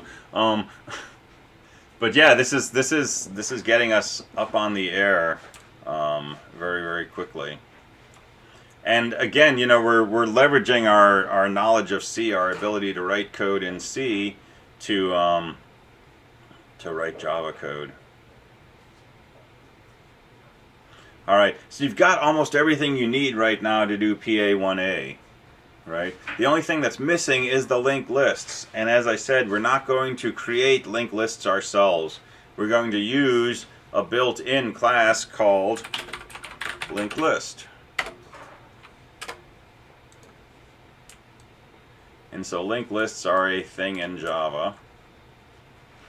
And they come with a bunch of methods. For example, add, which will append it to the end of the linked list. Or add first, which will insert at the beginning of a linked list. Or remove, which will remove the first thing, the first element of the list. Or size, which will tell us the number of things in the list. Yeah? Is there like a splice and slice? Not directly, but we can actually treat linked lists like arrays. We can get the nth element of the list by saying get. We can give it an index, and it'll give us that element in the list. And we can remove an element at an index, and so on. And so linked lists, this class called linked list, is this really, really uber, super powerful, does everything class. And you know, you start looking at these things and you begin to wonder, is this a linked list? Is it a doubly linked list? Is it an array? You really don't know. There's nothing in any of this that tells you how the linked list is implemented. Does it have a sentinel node? You're never going to have any idea what the answer to that question is. Because a sentinel node is not part of the abstract concept of a linked list. Right? A linked list is a thing that you can add things to, you can remove things, you can put things at the end, you can get things from the beginning, maybe you can get things in the middle, and so on. And these are the functions, the methods that you use to get to the elements of the linked list. So you said that sentinel nodes are not part of the linked list, but can you tell me about like kind of why we don't focus on this, or why we don't focus on sentinel nodes? Because we don't care about them. When you have a linked list, you simply want a collection of data. Oh, well, I was thinking like there has to be something that points to the first element of the linked list, correct? That's just going to be a variable, or for us, an object. So let's code up some linked list stuff and see how this works.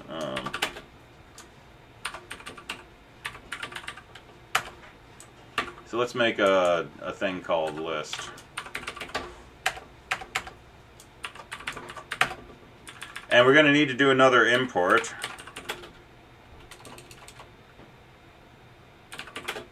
And if you go to the documentation for any of these, you'll see this comes from java.utility.linkedList. So that's where we import from.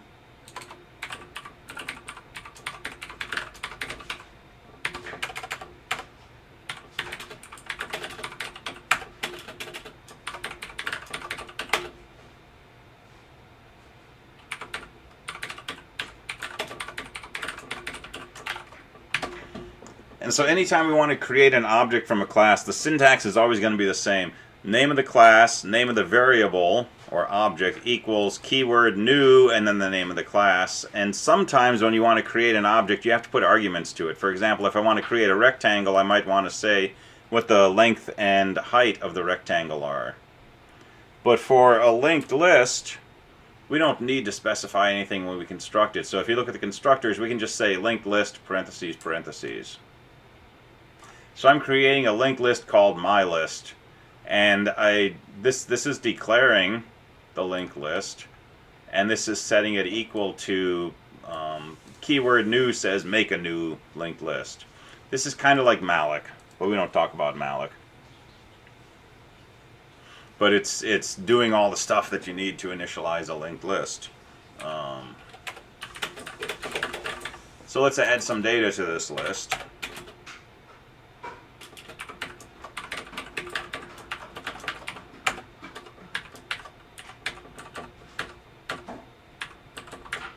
So let's add a 10 and a 30 and a 20.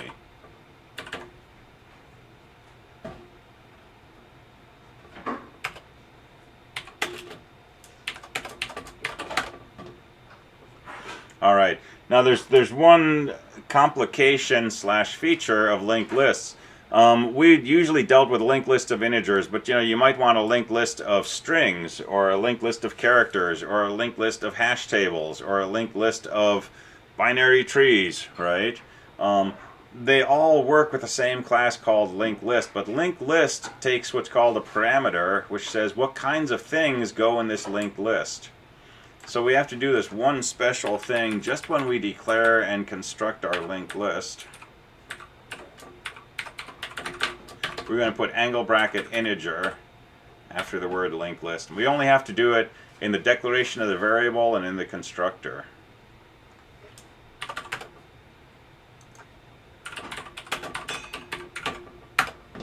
And if I do that, that's enough to compile. And if I run it, I created a linked list, I added 3 numbers to it. Well, how do I know it worked? Because we didn't produce any output. So let's do the following here. Let's look at the list.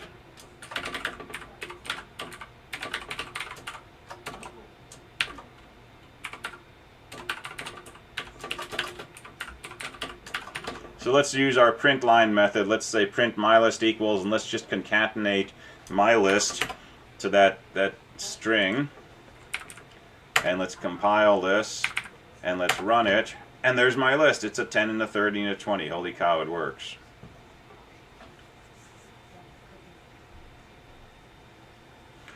And in looking at this, it looks like this add method added to the end of the linked list, because our list contains a 10 followed by a 30 followed by a 20. Well, if you look at the methods for this and you look at add says it appends to the end of the list. If I want to add to the beginning, I can say add first. That'll insert in the beginning of the list.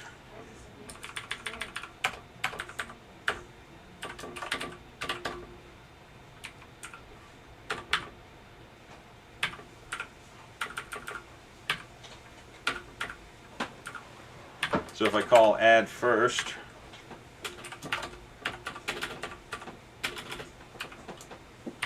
instead of just add, which is add last, well, now my list is backwards, right? I added a 10, and then I added a 30 in front of that, and then I added a 20 in front of that, so my list is a 20, 30, 10. Well, we just built a stack and a queue. Right? By adding to the end or adding to the first, that's how you store things in stacks and queues. And this... Go ahead. It kind of sounds like a silly question, but do makefiles work with Java, or is there no need for makefiles? You can make makefiles work, but in general, if you Java C a file and it needs to compile other pieces, it will do it for you. So we definitely don't need one for this assignment, because it's all one .java file, and for PA1B it'll be 3 .java files, but if we compile the main program, it will know that it needs those other class files and it'll compile for us. So you usually don't need makefiles, which is also kind of nice.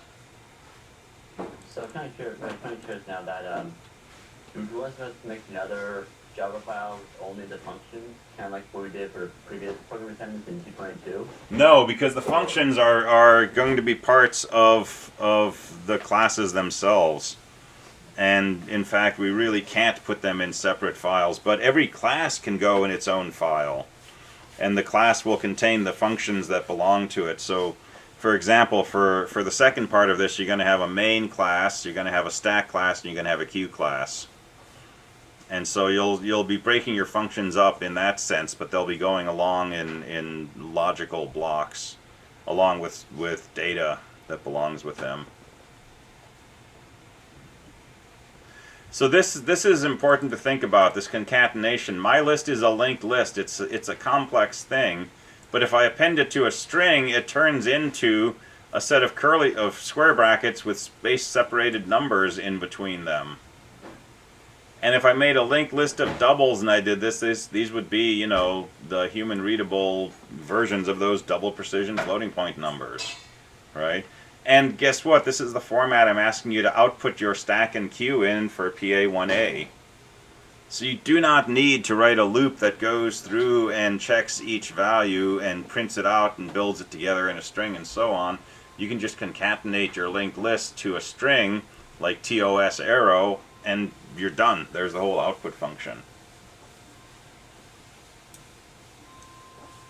So all of these functions that I'm requiring you to write, right, required methods. Show stack, that's just, you know, print out TOS plus stack. Show queue is just print out head plus queue plus the word tail. Is empty, well guess what? There's a method in here called, you ready for it?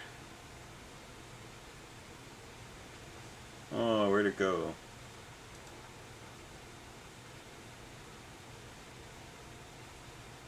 Size. So size returns the number of elements. So if stack.size paren equals 0, that tells you that your stack is empty. What's the difference between push and pop? Push and add. Push and add. Adds to a queue. Push adds to the top of a stack.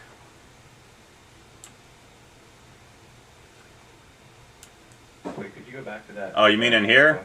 So linked lists can actually be treated directly like stacks and queues by using pop and push and remove and add and so on and so forth. Right? They've done the same thing that you did in CSE223. They've made a pop method that basically says if you're treating this as a stack, let's pop that off and it'll pop the thing that's been pushed. Does this go in the beginning of the list or the end of the list? No idea. That's not part of the abstract notion of a stack. The abstract notion of a stack is the last thing you push is the first thing you pop. And all it says is it pops the element from the stack.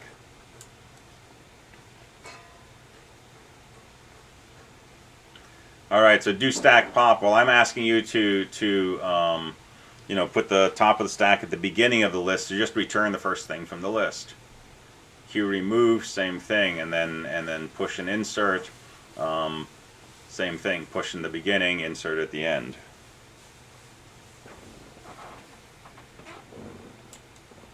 So your whole PA1A is going to be, you know, a set of functions for basically calling these different methods that are part of a linked list.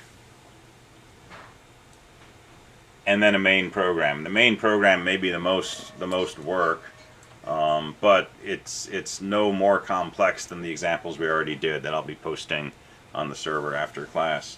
And that's basically PA1A, right? And the goal is, you know, to get that working and submitted by Friday. And in Wednesday's class, we'll talk about PA1B, which will be due, you know, a week and a half after Wednesday. And PA1B will take everything we did for this first program, PA1A, but we'll repackage it into Java. We'll actually create our own classes. We'll create a myQ and myStack class, and we'll take all of these methods that we're writing for 1A, and we'll bundle them inside those classes. And this will give us a true object-oriented version of our stack and queue assignment, but it will be using classes that we've created ourselves. And I think that will leave you with a much clearer understanding of what exactly objects are, what classes are, how they relate, and how we use them. And you'll be writing your own methods that you can access from inside your object and so on and so forth. Okay, well that was a 130-minute introduction to Java with some stuff up front about Canvas and the course. But that's a pretty intense run through, but that should give you enough to be able to start writing some code and get through the bulk of PA1A. So work on that. Come to office hours in the morning if you want. I have an hour and a half of office tomorrow morning. Come to office hour if you have questions. Bring questions to class Wednesday. Wednesday we'll talk about PA1B, which will take all of this and turn it into, you know, real objects. All right, we are just about out of time. I will leave it there. Hope everyone has a great afternoon, and I will catch you all next time. Thanks. You too, Brian. All right, have a good one. Thank you. Have a good evening or day. Thanks, you too. See you Wednesday. See ya.